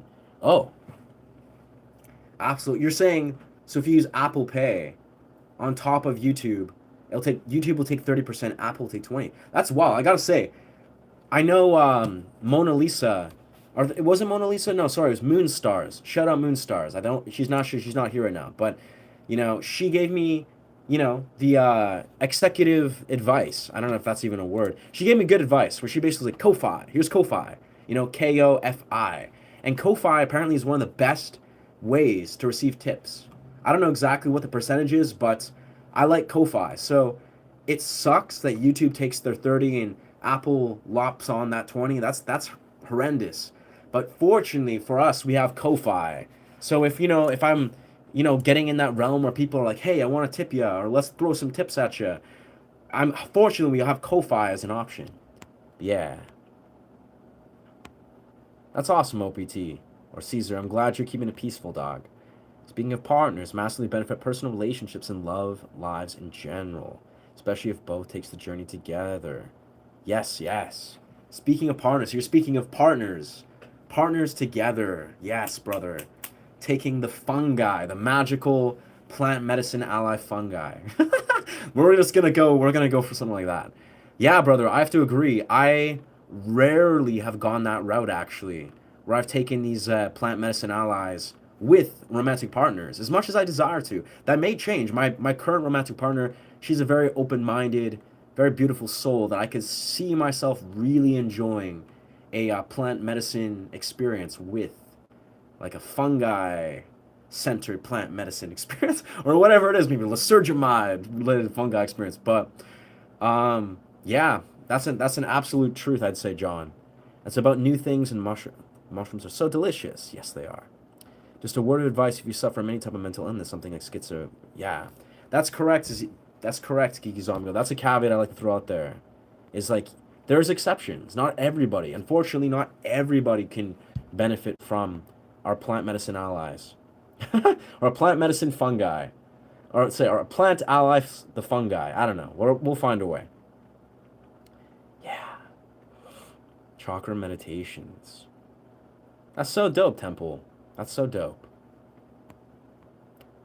Yes. Brother Simon. Oh, oh, oh. Sister Lucy. I like. Damn, that's smart. That's a smart one. That's smart, Tibet, because that's like full, full zero incrimination, so to speak. Not there's incrimination, but zero. You can't. Yeah, we got brother Simon and sister Lucy. I don't know if Lucy would be considered sister, but she's pretty. She's pretty gentle, sister Lucy. I don't know. Yeah, we can call maybe Aunt Lucy, Mother Lucy. She's more of, I don't know. I could say she's a mother. I don't know if she's a sister. I don't know. Whatever it is, I like that. I like where you're at with Tibetan boats. Sister Lucy, Brother Simon. I mean, I like our plant medicine allies. That's maybe, yeah, the plant, our ally, our fungal ally. Our fungal. So we got our plant medicine, we got our fungal ally or greater context plant medicine allies, or we got sister Lucy, brother Simon. I enjoy that. I don't know. We'll figure it out. I don't know. My dad is schizophrenic, and fungi did not go well. That's valid. That's absolutely true, Geeky Zombie. Yeah, it's absolutely good. Very good things to keep in mind. Like for those that are watching, that are curious about going on these fungal ally journeys. I don't know. Context is everything. The context will eventually become easy to decipher. It's gonna be like a puzzle where I'll just be speaking in puzzles and codes. Great if you could do it under a psychiatric care. Absolutely. In a study. Yeah. Yeah. She's particularly, yeah, Hunter. She's speaking about Uncle Pedro. Yeah. I think, well, it's Pedro. If you're talking about peyote or San Pedro, we could say Uncle Mescal. Uncle Mescal. Uncle Mezcal. It's like mezcal. Like it's like we're talking about mezcal, but it's like Uncle Mescal. That's Uncle Mescal. Do you meditate, Caesar? So daily. Wicked. Uncle Joti. Yeah, I mean, again, it's like yeah, there's a strong connection. This is the right path. I like this. Got brother Sibin, brother Sibin, yeah, brother Silo. Yeah, but sure, it's a gamble. You can really get stuck. Yeah. Yes, yes. Everything has a vibration. Even animals will listen to music if you play it. Plants listen to music. Mother Aya. Yes, Mother Aya. Great respect for her. Yeah. I've never even done her, and I can say I really revere and intrigued with the compound. I don't know what we'll call. Uh, we can call maybe the toad. We all know what the toad is. Toad being five. MEO. Temple, how many times? Mother Aya. Very cool. Hello, cowboy. I guess that's me, yeah. It's your boy Heath. I'm the cowboy without the hat. I don't need time at temple. Now it's a part of my lifestyle. That's very kind of you, Miss or Mr. Russian Ukrainian name. I like this. You're too scared to listen to some subliminal message when I sleep. How behind am I? Am I pretty behind? I'm pretty behind, I think. Yeah. A little bit. So 7 is wild. 4 times for me. And I grow and take support from Brother Joel. So Joti. Brother Joti. What is Joti? I'm trying to make sense of that. Is that Joty? Joty. Yeah, that's not one that registers. I don't even know what that is.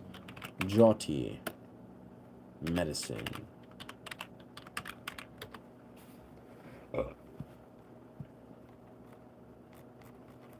Yeah, no, that once. Yeah. Respect your sleep, friend. On the Ryan's a good one. I also think you should honor your subconscious. Yeah.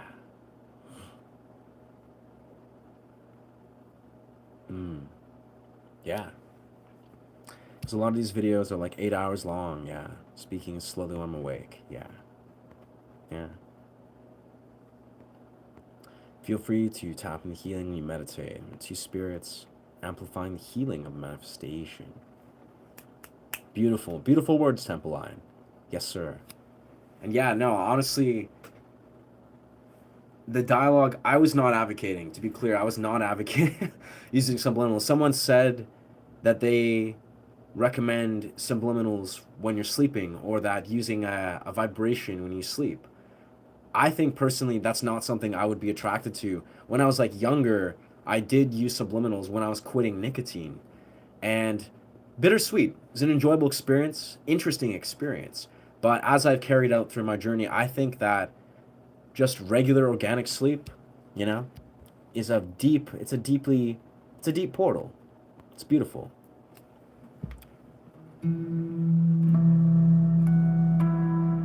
So I'll do this improvisation to Geeky Girl, Zombie Girl.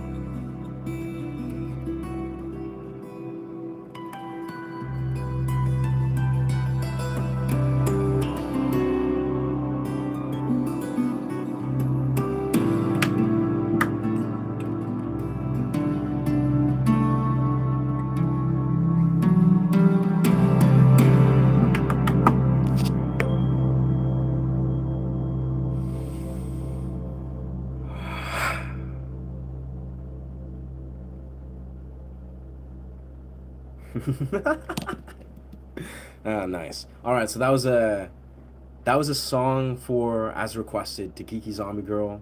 That song was basically infusing the narrative of wishing you peaceful, lucid dreams. That's basically what that was. I don't know. That's what I don't know what that's what my brain intuitively felt like you desired to feel and needed. That was a wish for deep, beautiful, lucid dreams. Lucid as in just clear, present, peaceful dreams. Yes. Fine, when I smoke weed, I don't really dream. Interesting. Wow. I guess that's right on brand. That's, I don't know. I didn't even read the comment you're talking about your dreams, but intuitively I could see where your conversation was going. So that was an improv piece for you there. Yeah. I like that. I really like that. That sounded great. Lucid dreams. Again, I need my dreams. Yeah, me too. Honestly, weirdly enough, I mean, since I did Lysergamides, the popular prime Lysergamide, Lucy in the Sky of Diamonds, a few days back, I have had extremely potent dreams. Now, part of this is I've also been meditating probably about, I don't even know, maybe 2 hours a day at least. Like when I did this Lucy in the Sky of Diamonds, like 3 days ago, I I literally meditated the entire day pretty much. Not the entirety of it, but like I went for bouts. I was like, oh, let's go in the forest and just meditate for 45 minutes. Let's go home and meditate for 45 minutes again. Let's meditate again and again. And then as the last 3 days have unraveled, I've upheld a meditative practice, fortunately, that's felt very organic. It's like part of I've been like, you know what? I just want to meditate. And part of it's because I've also, I had like a sinus infection. I was sick for a few days. So all I really desired to do, I was like, let's just meditate. And weirdly enough, these last 2, 3 days, I've had some of the most potent, emotionally and energetically charged dreams I've had in weeks. Like my dreams have been very positive, very vivid, like very vivid. So that's been cool. Yeah. I got you. I got you. I'm at peace the first time in my life, just peace. I felt my eyes open after being asleep my entire life. Everything makes sense. Everything fits. Wow. Yes. Beautiful. Beautiful, beautiful. Thank you for sharing this, Geeky Zombie Girl. I'm just slowly catching up with the context. I find it's beautiful, though, because the song, I think, really encapsulated actually everything you're just saying. Strangely enough, I didn't think about that, but here we are. And hello, Emma. I am good. Going backwards in comments, because life is not linear. But I'm doing great, Emma. Thank you for asking. Respect your sleep. Blah, blah, blah. Caesar is home. Nice. We hear so many voices throughout the day. We see so many images, so many things coming. We need to spend more time alone in our thoughts. That's true. That's very true. If I want to smoke weed, I don't really dream. Yeah. Ganja, we'll call. We'll just go straight into, we'll call it the leafy greens. I like to, when I was like younger, I just call, ganja, I call it greens.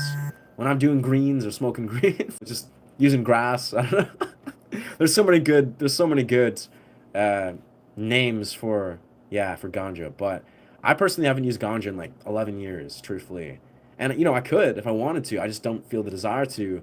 And definitely losing your dreams or having like ambiguous, difficult to remember dreams is unfortunately a product of that. Tibet, 4 is a lot. Can't believe even 1 is enough. Even 0. But as you said, call so you can do it. Yeah, sage advice. Sage advice, brother.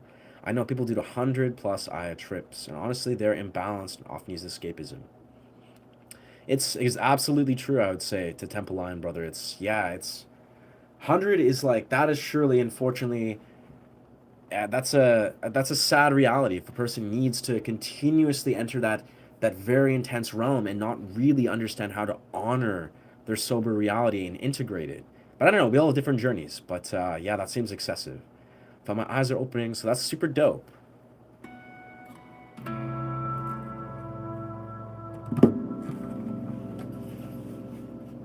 Let's start to do some wind. Whoa. Let's do some wind instruments here.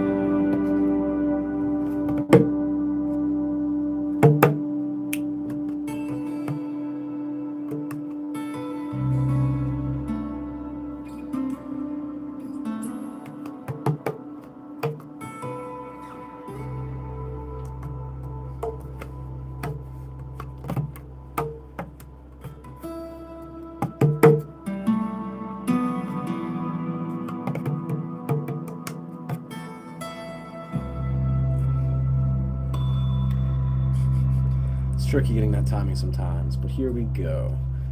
Yeah. It's very important to work slowly in the microfungi ally. In your bad place before your dose, you're likely to extend that. Take deep breaths. That's fair. That's exactly right, I would say, John. It's very valid to be very gentle, especially with our plant ally, the fungus. The fungus. They're like, it's magic. It's very magical, very healthy. But unlike other sort of plant allies, the fungal allies seem to play a very unique role. One that, strips the foundational layers of our filters, that when you experience reality in an unfiltered way, it's not going to be easy. It's not going to be fun. It's not going to be sugar coated a lot of the time. If you've worked with these medicines in time, you've integrated certain core wounds and traumas and truths, then it might be a little easier. But most people, when you originally dive into those waters of addressing your core wounds, and as the fungus, the plant ally fungus, or the fungal allies, as they strip away these layers, these filters, it's very difficult. Like looking at the world, the reality unfiltered is very difficult, at least initially. But it's important. It's beautiful. It's a very foundational truth that I feel is very important to see. So referring to writing me a song, yes, yes, yes, kind words. Appreciate you, brother. I fully support and I send you energy, healing, love, my meditations. People are doing the good work on earth. Yes. And thank you, Temple. When I started this stream earlier today, I noticed myself reflect on this core reflection that a friend of mine, I was at the beach yesterday. Beautiful day. I literally spent like 4 hours, just doing cold plunges, sitting by a fire with friends, meeting friends, running into random people, meditating by the ocean. And I ran into my one friend who I've known for a while now. And he basically reflected me. He was like, brother, this is your time to receive. He's like, you're giving, you're offering, you're giving your energy, you're giving and putting out your energy, but it's now pivotal for your time to receive. And he was saying this is just a message that flowed through him. He was like saying it was just light source was giving this message to deliver to me, which was very interesting. But I was like, yes, brother, I hear you. That makes perfect sense. This is my time to receive. It made so much sense. And I think the simplest right, like as Temple Line is emulating, I think part of my desire, my intention with these streams is to continuously introduce this awareness to how I can receive.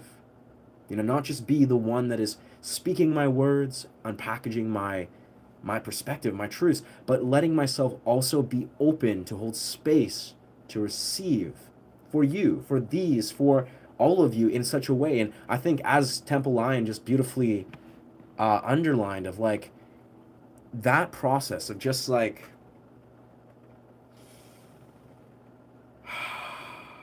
just sending someone good energy, sending the stream good energy, like genuinely holding space. And I've noticed this before, especially on my night streams, where they're more meditative and I'm just chilling and doing Qigong or whatever. These moments to hold space and send energy to people, hold space, to be a receiver, to be a reciprocant, to be receptive to that which is flowing through. That is extremely important. And this is, again, sort of tailing off my experience with with our sacred lysergamides. The sacred lysergamides, let's call them. I don't know. But yeah, that experience genuinely translated into that, alongside, the reflections of my friend, and to receive, just to be receptive, to receive. It's like, I've done such an extensive, exquisite job of offering, of giving, of creating a portal to put out this energy. And now there's a beautiful sacred role in receiving, just simply receiving, holding space. Like here you are, here we are. And, naturally a way that I desire and always have held space is by creating music, by creating these sound journeys. So it's not a new entity to me. It's not a new concept. But I think what I'm simply saying, the simplest right, is there's always and there's going to continuously be ways that I can creatively be receptive, that I can receive, I can hold space for this stream without trying to make it about me necessarily, at least not directly.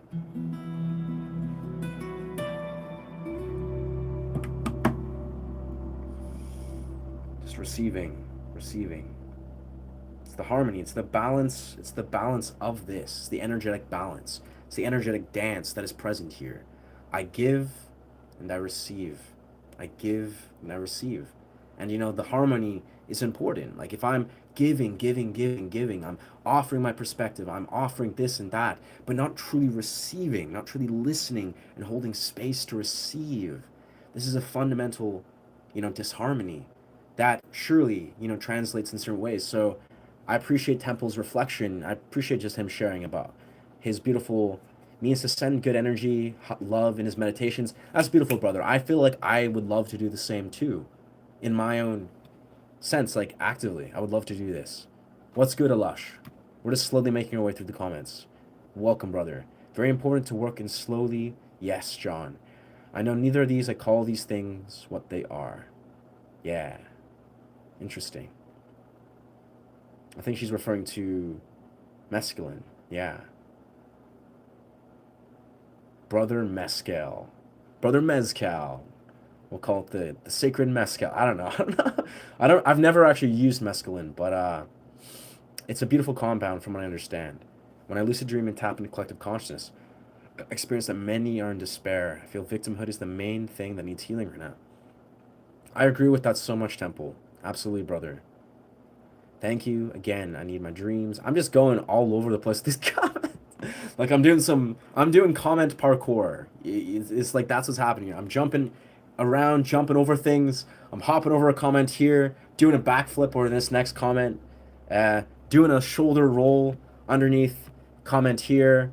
Oh, we see, yeah, Matthew did something, got retracted. Okay, we're doing a flip off of, Matthew. I don't know.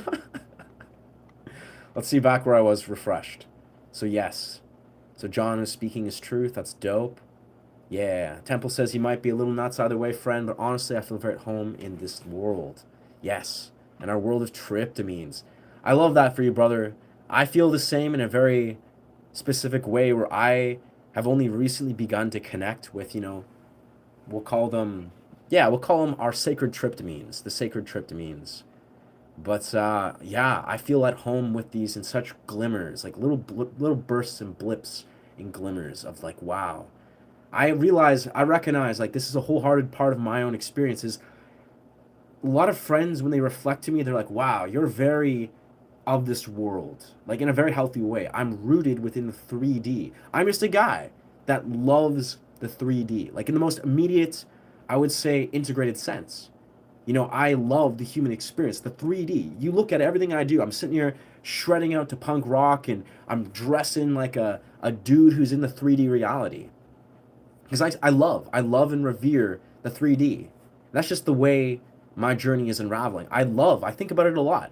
I love music culture. I love dance culture. I love like the imperfect rave scene, dimensions of the raw human experience. I am like a being that is a product of the 3D and I love it. Like I just am. And I think there's a powerful, extraordinary, beautiful place to be when one is now more resonant outside of the 3D. Maybe it's they ascend to this place through ascension. Like I think Temple Line is in this place where he's organically, truly tapped into a beautiful place that is ascending to a different dimension in some sense, or is resonating with that in specific realms. But it's interesting. We all have our own time and phase of that journey. But I think I look at my life and I notice myself like very, very rooted for the better and for the worse. Because obviously there's a lot to unpackage in the 3D. Like, when you're a person like me, I'm a product of the 3D. I'm connected to like a very like primal, like, creative source that is in 3D. I'm present with the trauma of this world. I wear it like a badge of honor, so to speak, like in the sense of like I honor it, I embrace it, I look into it, I think about it, I write music about it. I love it. It's like the culture of humanity. It inspires me. But I think there will come a time when I'll be like, what? Here we are, stepping into the DMT slash. I guess we're not going to use DMT in the tryptamine portals, right? The altered states of conscious portals, where you'll begin to step outside of yourself in a beautiful way. And I think it's all beautiful. Like, whether you exist in a place that resonates with the higher astral planes, this is the phase of your journey. Whether you are still rooted in the 3D, this is the phase of your journey. They're both beautiful because we are both the astral and the human. right? So it's like, even for people that are like struggling, that are processing the 3D, they're unpackaging their dense 3D reality, it is still they're still beautiful. They're still a beautiful spiritual being who's on a path of unpackaging the 3D, right? It's not like they're below or above anybody in any context. Ah, I see. Jato. Ah, yes, I see what you're saying. Yeah.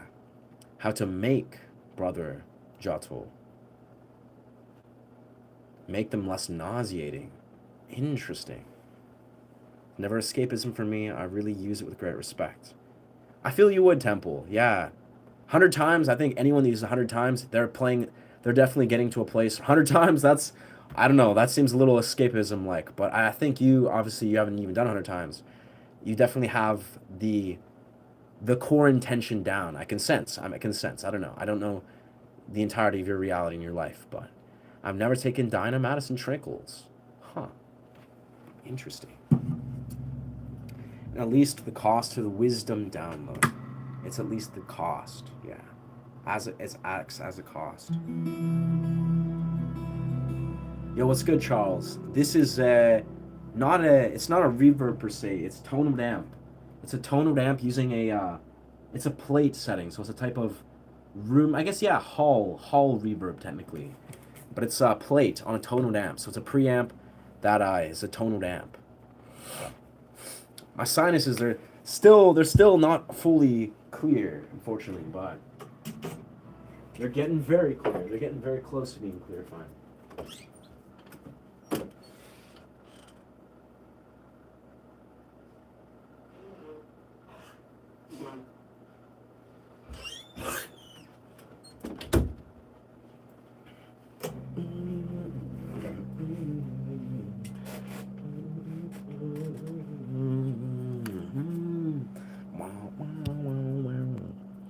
I find when I smoke weed, I don't really dream, but one should read their dreams.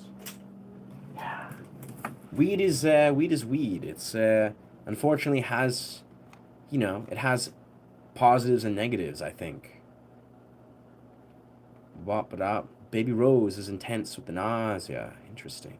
Thank you. Again, I need my dreams. I think I'm way behind. No, she's yeah.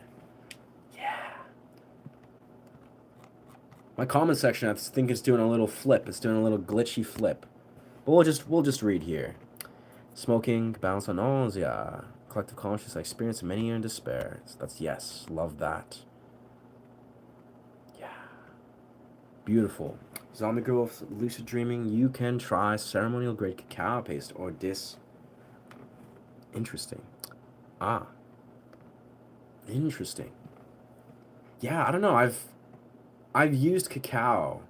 It's not always ceremonial grade cacao, but you're correct in many rites. Tibetan seed visions is seed visions.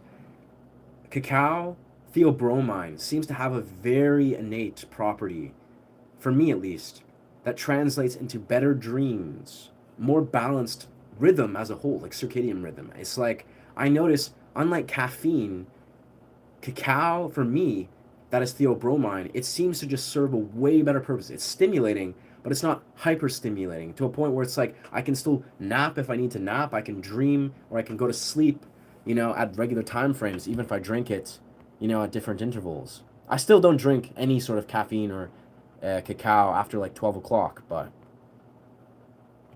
super dope.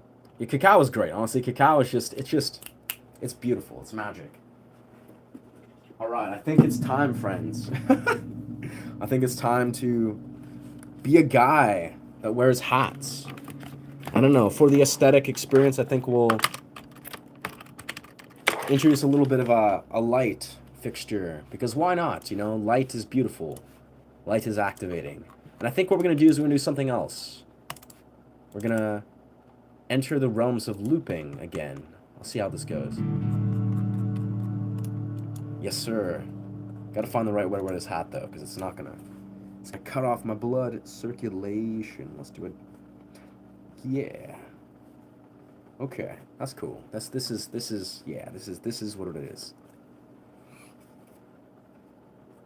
Nice. Yes, sir. So here we are.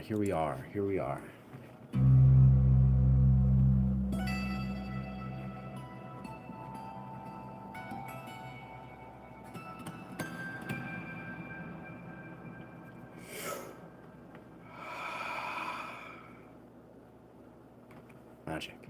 All right, that's our intro, I guess. Sure. My stomach is telling me I'm hungry. Wow, this is a rare occurrence. Usually I just fast.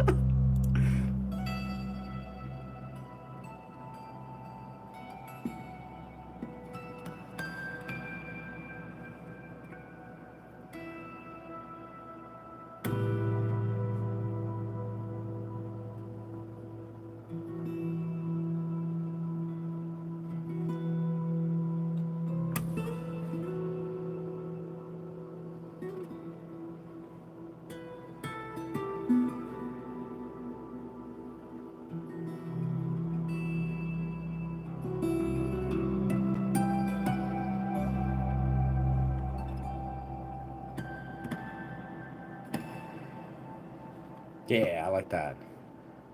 It's a loop. That is a loop. That is a loop.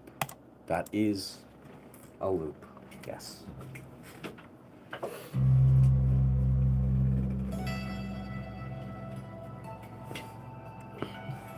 Ra was known to the ancient Egyptians as well, very connected to the sun. Ra was known to the ancient Egyptians. Yeah. We love Ra. Ra is just, I love his depiction. His physical being, his depiction is so dope.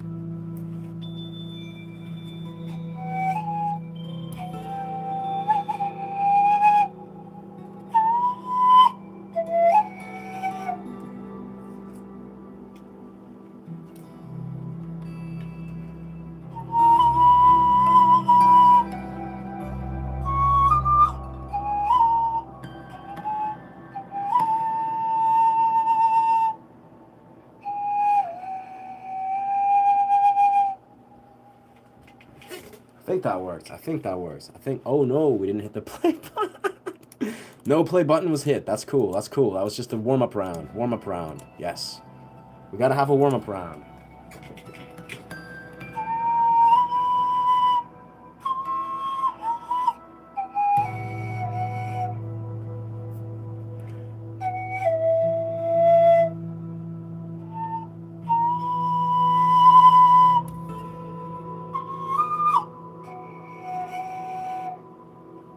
I think we lost the key a little bit, but that was still nice. I like that.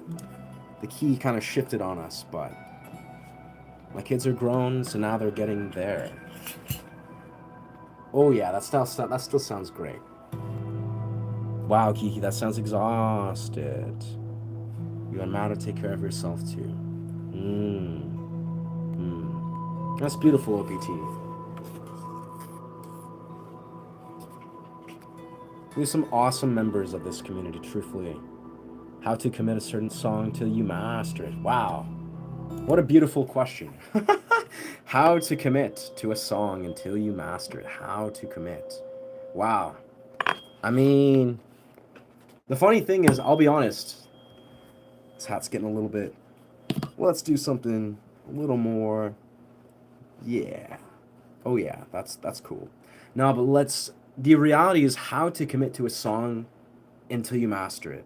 Okay, I would truthfully say that the advice that I would intuitively offer to myself or to someone that's like, okay, I can't commit to mastering a song, the problem you're experiencing is not necessarily your ability to do a song start to finish, recover a song, right?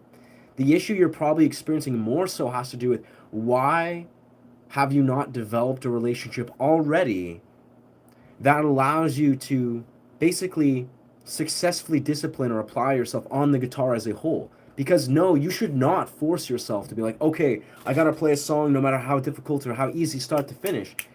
Simply, you should trust that if you, this is probably the simplest advice that might be obvious to some degree.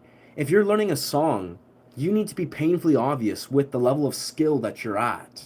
Like you really need to be truly, we're not a bit, yeah, we need to be more convoluted, more twisted. No, but the idea is that I think the key thing to realize, if you're going to cover a song, a lot of people, myself included, when you're trying to learn to cover a song, you often try to overestimate your skill level. So basically what I'm telling you is if you're trying to learn a song, start with an easy song. Like start with a song that you know, that you're connected to, that you love, that really is something that you surely are in the skill level to successfully accomplish. You know, if you're taking on a song that's like, you know, maybe like Andy McKee or John Gom, these are examples of, for me, advanced music. If you're taking on songs of that nature and it takes months and months to learn these songs, then you need to start small. You need to actually begin to develop a relationship of how you personally find yourself break down and cover music. So it's not necessarily a means of like how can you learn to master any song. It's like how can you be realistic with the skill level you're at and cover music, or even again music that's nothing to do with covering, maybe just cover techniques or play and engage in music style on the guitar that is comprehensive to where you are at in your skill level, because there's nothing more, I would say, convoluting, nothing more distorting than trying to jump outside of your skill level, like being like, okay, I'm trying to cover this song where your skill level is not even at that level and it's way outside of your skill level, to a point that you want to challenge yourself, sure, but if you're at a point where you're like not realistically assessing your actual skill level and you're taking on songs that are way outside of it, then yes, if you try to learn a song start to finish, you're going to fail. And like that's the idea is if you have a strong grasp of how you personally can navigate the waters of learning a song, like if you're doing an advanced song, if you know your skill level, you're like, "Oh yeah, this is in my skill level without a shadow of a doubt." You will be able to successfully understand how to break down the song, how to build momentum, how to learn the song, and how to apply the song. It's only when you learn a song that is way outside of your skill level where you come across like a bunch of techniques. Maybe it's like, oh, I don't know how to do a pinch harmonic, or oh, I don't know how to do tapping parallels, or oh, I don't know how to do sweep picking, or whatever it is. If you come across elements of guitar that is way outside of your skill level, it's going to develop mental blocks. This has happened for me. This happens to all of us, right? It's like if you're trying to basically take a song that's way outside your skill level, you're going to accumulate all these mental blocks of techniques that you yourself just, you know, haven't engaged in. And your mind is not going to be able to overcome all these hurdles at once to a point where you're just going to give up. So you got to be really realistic with what your skill level's at.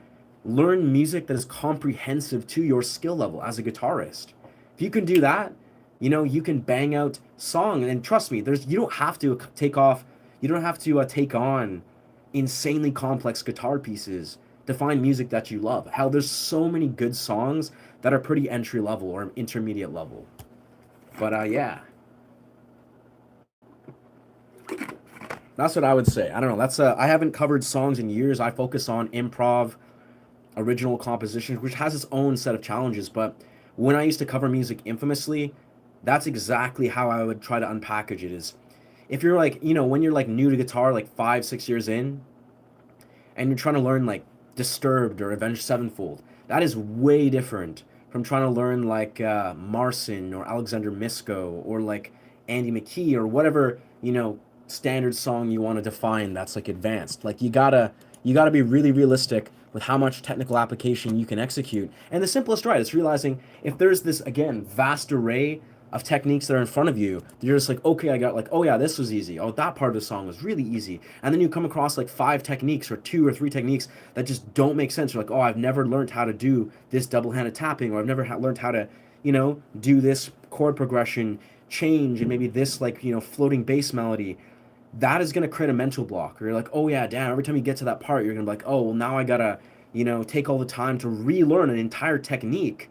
And once you have like 2 or 3 techniques that you've never learned, eventually your mind's going to be like exhausted. You're going to be like, oh, I can't even summon the motivation to practice because you realize that it's way out of your skill level. That's okay. That's actually good problems to have. Like if you're biting off, you know, more than you can chew guitar wise, you you're doing great in my books. Like you're trying. But thank you for asking that question, friend.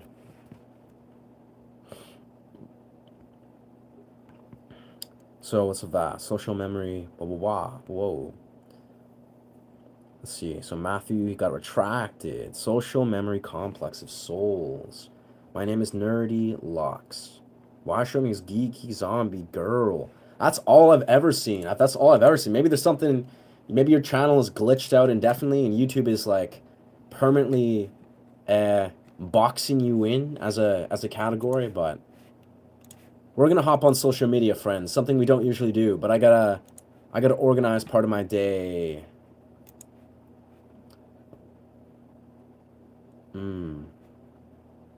I see, I see. Social media, social media, social media, social media. I'm being so social. I'm being so socialized. I'm socializing. How to commit to a certain songs. Yeah, I love that, brother. Great question. Great question, brother. Let's see. Social memory complex. Caesar, it's the basic saying of soul, family, or group. Ah. So a social memory complex of souls. I don't know. Yeah. So basically, I see. I see. So he's like poking holes in our sort of spiritual complex, and using that wording. Nice. We like that. We approve of that.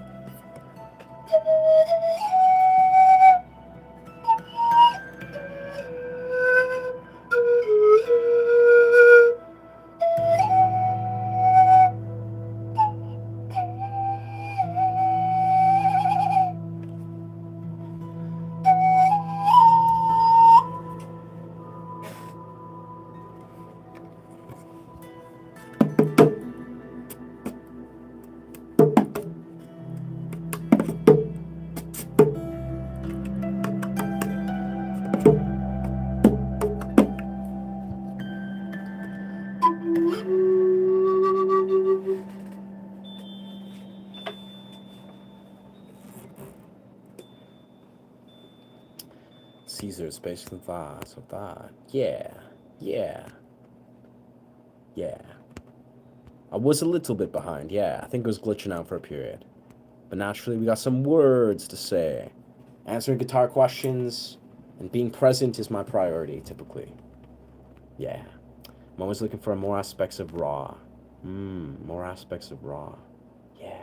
Thank you. I love this hat too. I mean, the hat was kind of cutting off my blood circulation a little bit.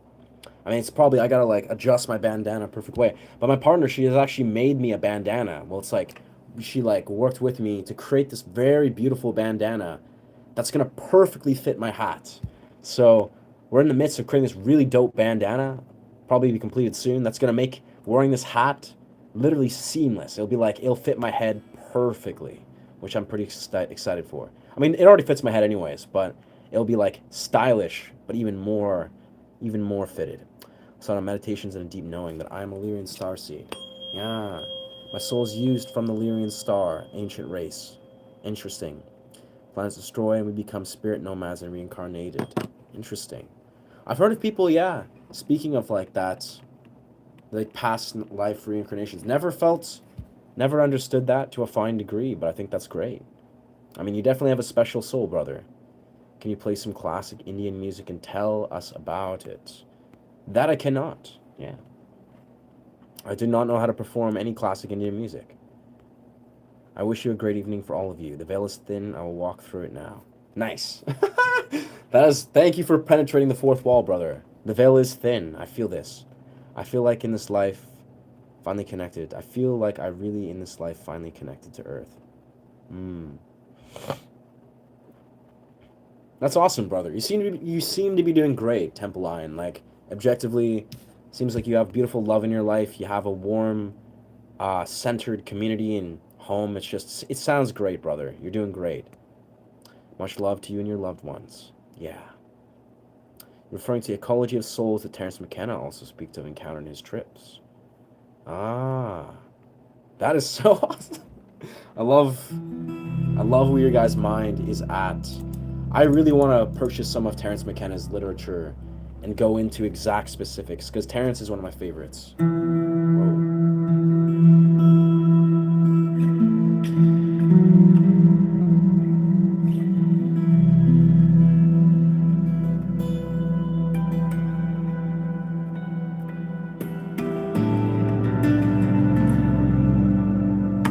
Ooh, it's clipping out. It's clipping out a little bit.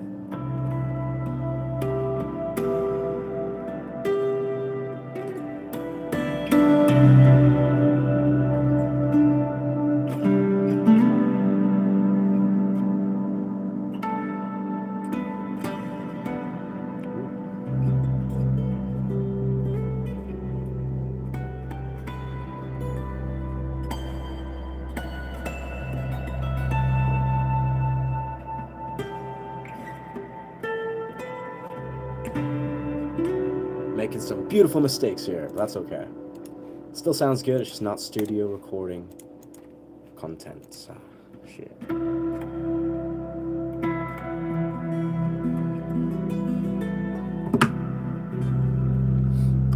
Understanding what you're saying.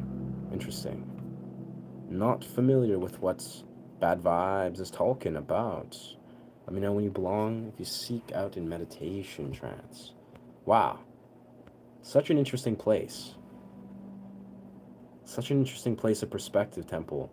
Like, I love how you're one of those people that I really enjoy that loves to, like, seems to deep dive, in, like, energetic realms, like meditation, intentions, things that are, like, I'm treading the water, like, just dipping into spiritually, like, in the truest sense. It's like, I find myself, very tentatively diving into things like, say, deep dimensions of energetic healing, or I'm very body oriented. I'm very, like, in my visceral, or in my vessel, like, I'm very connected to my vessel in a sense where a lot of the way I perceive reality and energetic, I would say, expansion is very felt. I don't have a lot of, like, I'd say, immediate, almost like clear cut downloads that manifest in words. I mean, I speak words, obviously. I channel words, and I feel very grateful to be able to verbalize what I feel. But it's almost like in this sort of spiritual context, I've always been one that feels things in deep ways. Like, that is, if I get, like, powerful somatic downloads that relate to, understanding core truths about myself and the universe around me, and, I unpackage that, they're things that I feel in powerful waves that often, like, courses through my nervous system. And I think in time, it will become more of a crystal clear alignment of, like, I can see how the higher centers will give me, like, perspectives that are clear as day as I'm activating, the higher centers. But for me, again, I'm like a kind of guy that I experience a lot through my somatic body, through my vessel. It's almost like I've never done 5-MeO, or, well, how are we going to call 5-MeO? We'll call it the Toad or Bufo. Yeah, I don't know, whatever it's the code name. But the idea is that I often operate in a place where I feel and I experience, divine experiences, but it's like a very felt experience. I don't see, like, often, visual stimuluses. I don't have guides give me crystal clear perspective. It's like things that I'm very much experiencing in my 3D, and I feel it often in my body. I don't know if that made sense. That could be just a limiting belief of mine. Yeah. Do I play instruments? No. Not an instrumentalist. That's not the guy. Do you know Sublime? Do I know any Sublime? Do I know any Sublime? Do I know Sublime? Not really. Not really. Yeah. Like, I mean, I would known of, like, there's a song.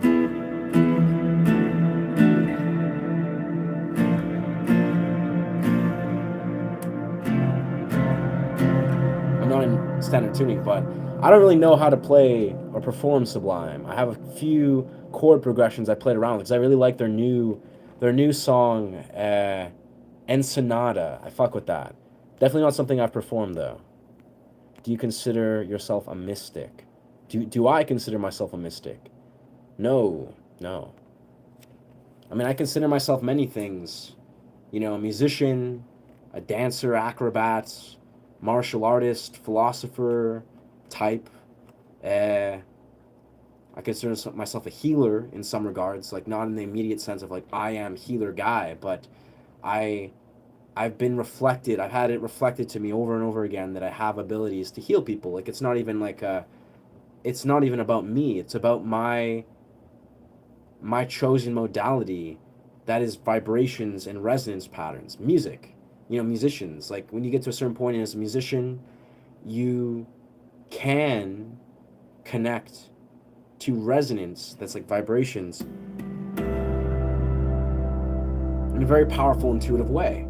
And yeah, that's kind of the intention of, that's the core, one of the core intentions of this channel. A shay, as I've kind of emulated before, a shay is a deeply woven dynamic that I see as bridging the worlds between the sacred context of music, or it's bridging the worlds between, music and a sacred context. So that is basically playing music that lets you connect with a divine energy, which is a thing. It's a very like, once you get to a place where you feel into the music, you're not trying to compose necessarily, but you're letting like the core resonance pattern flow through. Like you're connecting with vibrational patterns.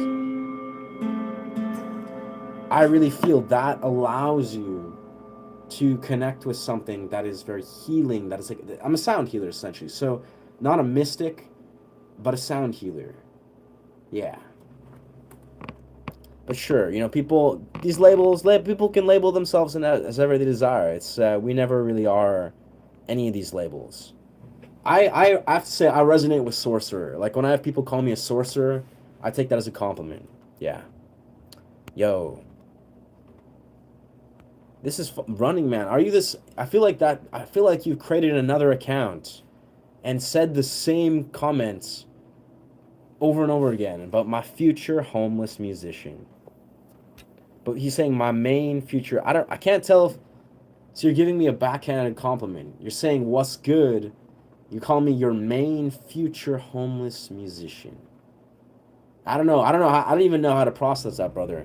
I think Running Man, if you continue to pull this thread of calling me or insinuating some weird passive aggressive thing, I'm just gonna remove your comment rights and ban you from this channel, brother. Like, doesn't seem like you know what you're doing here, brother.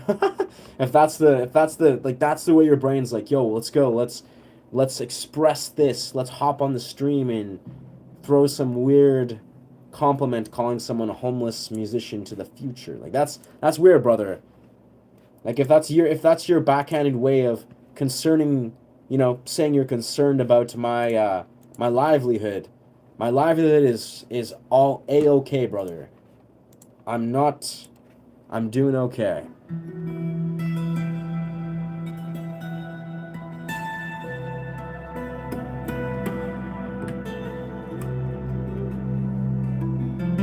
Oh.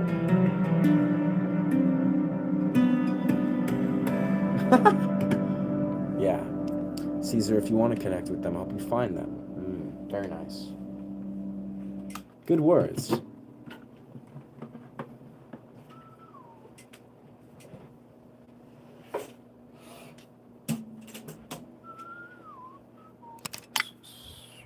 Let's see. I think what we're going to do is we're going to...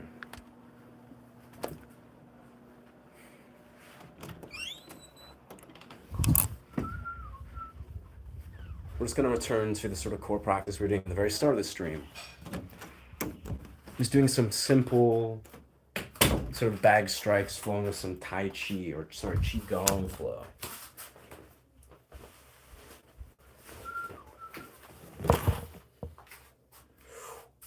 So I can angle this. That seems like a strong angle, I'd say.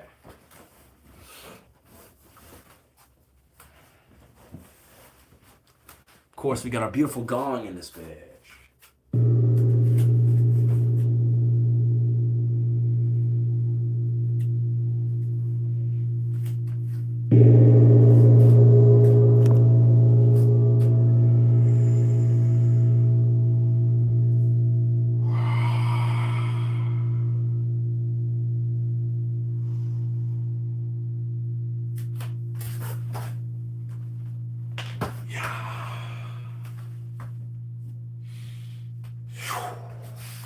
Reminding yourself to connect with your body. If you're sitting here, you find yourself desire to move energy with your body. I welcome that. I invite you to just be with your breath. As we speak, honoring your somatic body, honoring your vessel, sitting and breathing with your nervous system, feeling into what your visceral felt experience is showing you. What is requesting from you.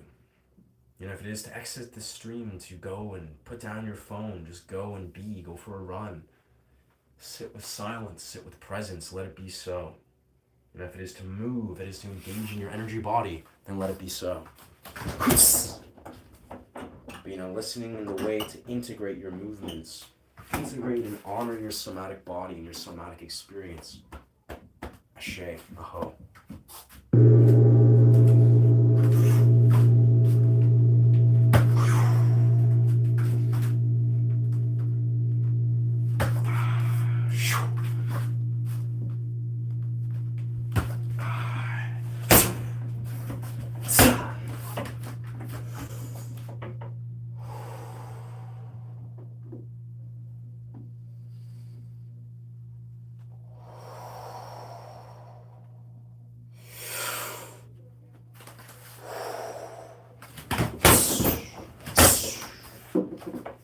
I feel as men, as humans, of course, as those that desire to honor, this means of connecting with your body, say through martial forms, through movement, through whatever it is. I think there's something so beautiful and primal. That's the sort of core thing is, a lot on this channel, I like to sort of advocate Mortal Kombat. Yes, sir. Eye of the Tiger. Interesting. Eye of the Tiger. Eye of the Tiger. Ezio family song. I love the Ezio theme. I have to say, Kashmir, I think you've been here before, brother. You have great taste. I don't know how to play that, but New Age Sorcery, my sleep. Yeah. But yes, to the friends, brothers, and sisters that are here, I really invite you, as we are, when we go through these plunges and runs of the forest, this is an invitation to connect with your primal body, to allow yourself to see the value of connecting with the primal masculine or the primal feminine, if you are, as you are, one brother to another, allowing yourself to just be with your primal energy, your primal masculine energy. Let it flow. Honor this. And every expression of what it is, I think this is a very central piece of how we as men can really allow ourselves to just align ourselves and see through the illusionary distortion that is present, the illusionary nature and distortion of this world. You need to connect with that which our ancestors do through our primal bodies. Just expressing, feeling into the way that we can connect. Whatever it is, doesn't have to be hitting a heavy bag. But whatever it is, your body loves you. Your body is a vessel, it's a portal. Let yourself see the way. See the way you can connect. This is an invitation. This is an invitation.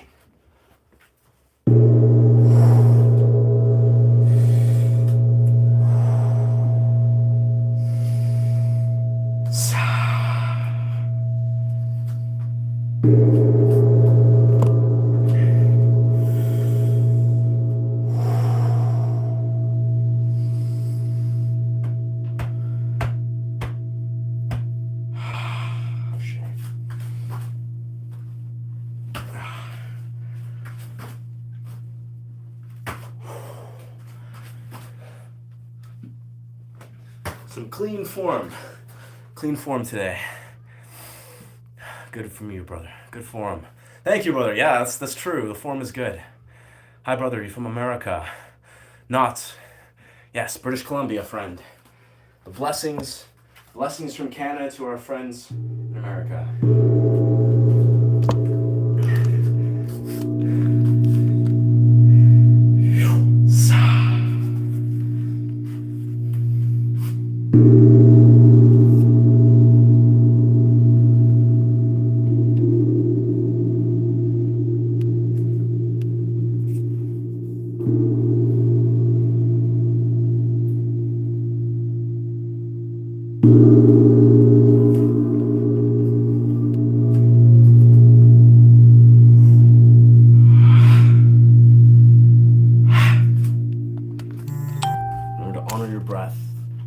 Sideways, yeah. Honor your breath and it will honor you. Honor your body and it will honor you in every right of what this is, friends.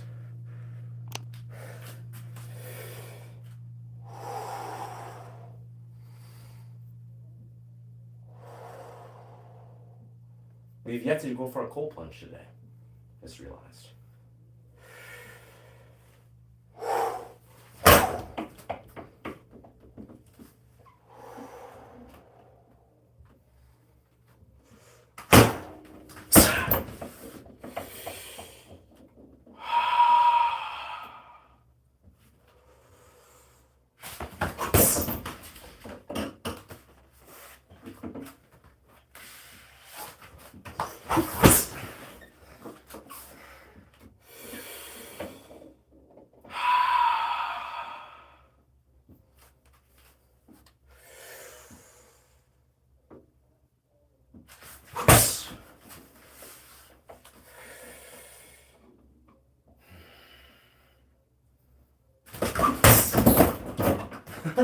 That's fun.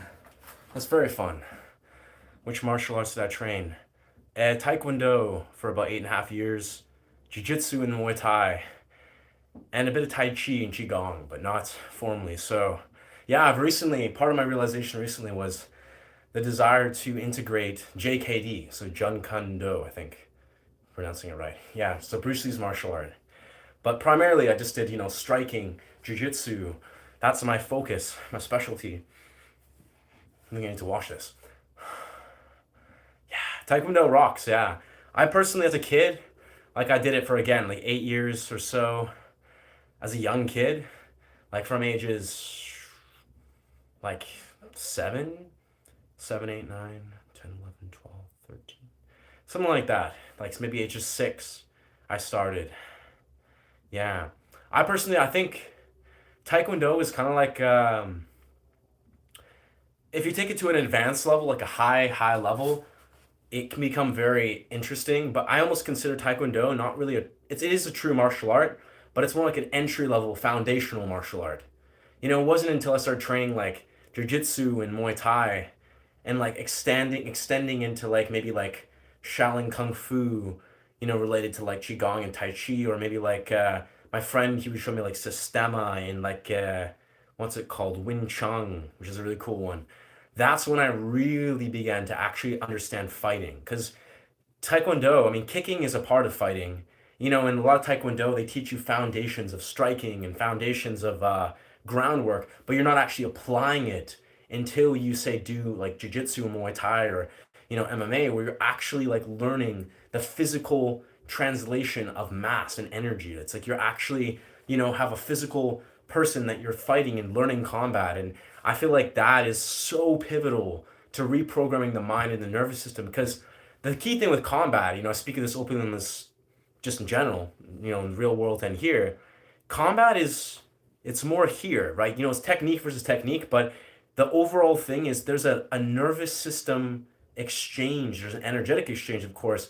That is more so what you are fighting with. You have to be basically, the more calm you can be, the more precise and conscious you can be when you're in a state of stress, or maybe your nervous system is going into fight or flight and dysregulation. The more lucid you can be in those states, the more successfully you'll be able to understand how to approach combat. And obviously, in the simplest, right, combat scenarios, like when you're training as a fighter or a trained fighter, you learn to very much diffuse the actuality of like hostility or rage even. But it's like, yeah, it's cool. And again, this is like my recent exploration is like, I do a lot of Tai Chi and Qigong, right? Because I love Tai Chi and Qigong. And as a guy that understands striking and various parallels, it excites me so much to learn JKD. Like to be like, oh, word, if I just go like, and then learn to like integrate that, or like have explosive, more like unorthodox style of fighting. I know very little about JKD, but I just recently had this epiphany. I was like, this would be so beautiful. Yeah. Yeah, I mean, if you're a black belt, if you do black belt, Aikido seems really cool too. If you're a black belt and you do tournaments, I think that gets you a little further. But even then, it's like, I have like a lot of friends. My one friend, he's a Taekwondo instructor. And he's a brilliant martial artist, don't get me wrong. Like, he's an excellent fighter. But I really feel there's a massive difference between someone that's learned tournament Taekwondo versus someone that's like, say, trained Muay Thai or MMA and actually knows how to fight. Like, the actual difference is significant. Not to like throw salt or demerit any martial form. Like, again, I love them both, the bottom of my heart. But I really say is, I know a friend who's been a black belt. He was an instructor, like he was like, I think like 4th degree black belt instructor for many years. Brilliant guy. I love him so much. He's a genius dude. But his experience with fighting is like tournament style fighting, like high level tournament style Taekwondo does not hold a flame to someone that's actually like trained in full Muay Thai, MMA, Jiu-Jitsu, like the actual difference, because it's a very different form where it's like Jiu-Jitsu, especially like Judo, Jiu-Jitsu, all the little worlds at bridge, that is the entirety of what a fight is. Like, and truthfully, that's in my mind actual fights. Like if you're in a real fight, Jiu-Jitsu is probably going to be the most vital element. Like if you're a fluent in Jiu-Jitsu and you apply that in the relation to like the kicking and all the striking, you will win a fight if you understand Jiu-Jitsu. Like invariably, it's like it is the entire like last piece of the puzzle that allows you to navigate all the different body positions and actually successfully win a fight. But yeah, I don't know. They're all very unique in what they are. And obviously, if you're like a incredible Taekwondo artist or Bruce Lee style thing, you just kick someone in the face or something and you knock them out, then clearly you win. But but I think it's in the rule of thumb is like submissions can definitely you can get the advantage way easier or way more than someone that's just like only knows how to do like almost like performative striking. It's almost like as I would see it, it's like performative martial arts versus functional martial arts. They're both incredibly important for what they are, but it's like from what I understand, it's like a lot of Taekwondo, unless you're talking about like ancient, what is it? Like ancient Taekwondo, a lot of modern Taekwondo, they're teaching you to do tournament style Taekwondo. They're like teaching you how to get points, how to get more points, how to win a tournament, and that's not really the same as what you'd learn in like a real combat scenario. It's similar, but it's not like doesn't translate the same way. But I don't know. Again, it's I don't know. I'm sure there's Taekwondo martial artists that would knock me way out of the waters. Like in every right, doesn't matter how tournament focused they are.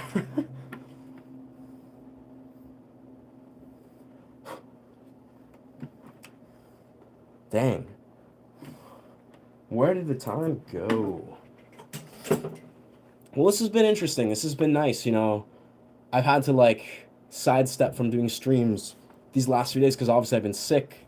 But also it's like, yeah, this LSD really took me for a very beautiful, humbling stance. Like it took me into a very humbled stance where I was like listening and looking into my reality and feeling so detracted from using my phone in a very like clear-cut way where it's like, I can still do these beautiful streams, connect my community, see the intention that is clear in my YouTube sphere. But it's beautiful to see these last few days where I'm like, healing from this sinus cold infection thing, whatever, and to see the way the LSD has invited me to just be like, like let us be at peace with rooting or deepening our intention with this channel continuously, like just being open to kind of like I was emulating a few times, trying to just be receptive. Like, it's like I feel like I take these streams, I'm navigating these waters. I'm a student of learning to be a YouTuber and a streamer. Like evidently I'm still only like 8, maybe 8.5, 9 months. I think we're approaching 9 months of being a streamer or YouTuber as a whole. And that's like not a long time in the larger construct. So I think very simply, I have a lot to learn. I have a lot to understand, about the balance of being a streamer, just being like, how can I step outside of myself and really create like a very comprehensive and very palatable experience for my viewers, which is something I'm always trying to think about, it's just in the most open-hearted way. How can I truly make this experience about us and not just centering on myself? But, c'est la vie. It's all been a beautiful process. Hello. Mr. Anderson Cooper. Hello, Mona. Welcome. Good you're in good health. Thank you, Temple. Appreciate you, brother. Thank you, brother. Hello, OPT. And yes, welcome. Welcome, Moonstars. Yeah. Yeah, keto, I know a friend of mine was a friend. His father was doing a keto when I was at a jiu-jitsu session. And he showed me this really interesting, like, elbow lock. And it really intrigued me. I was like, man, this is so easy, so simple, but so effective. And it seems very similar to the way I see Tai Chi applied, where Tai Chi is, as it is like Jiu-Jitsu, it's like you're using the most effective motions that is like letting you disarm the opponent in the most gentle and most effective way, which I love to see. That's just so cool. Like that kind of stuff always blows my mind. My sinus is just about almost 100%. Almost 100%. It makes me happy after a few days of just not being able to breathe properly. It's like, this is nice. Even 95%.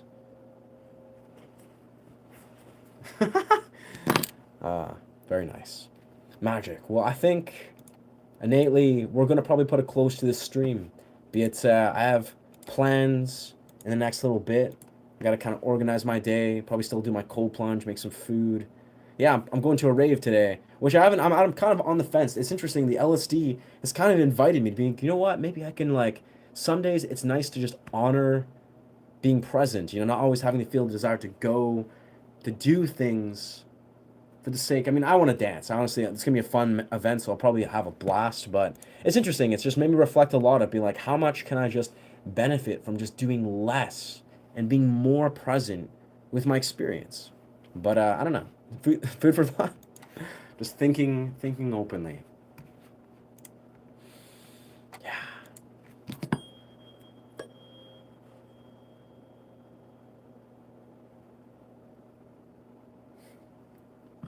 Very cool. All right. Well, thank you so much for chiming in. I think we're going to officially put a close to this stream. And yeah, deeply appreciate the support.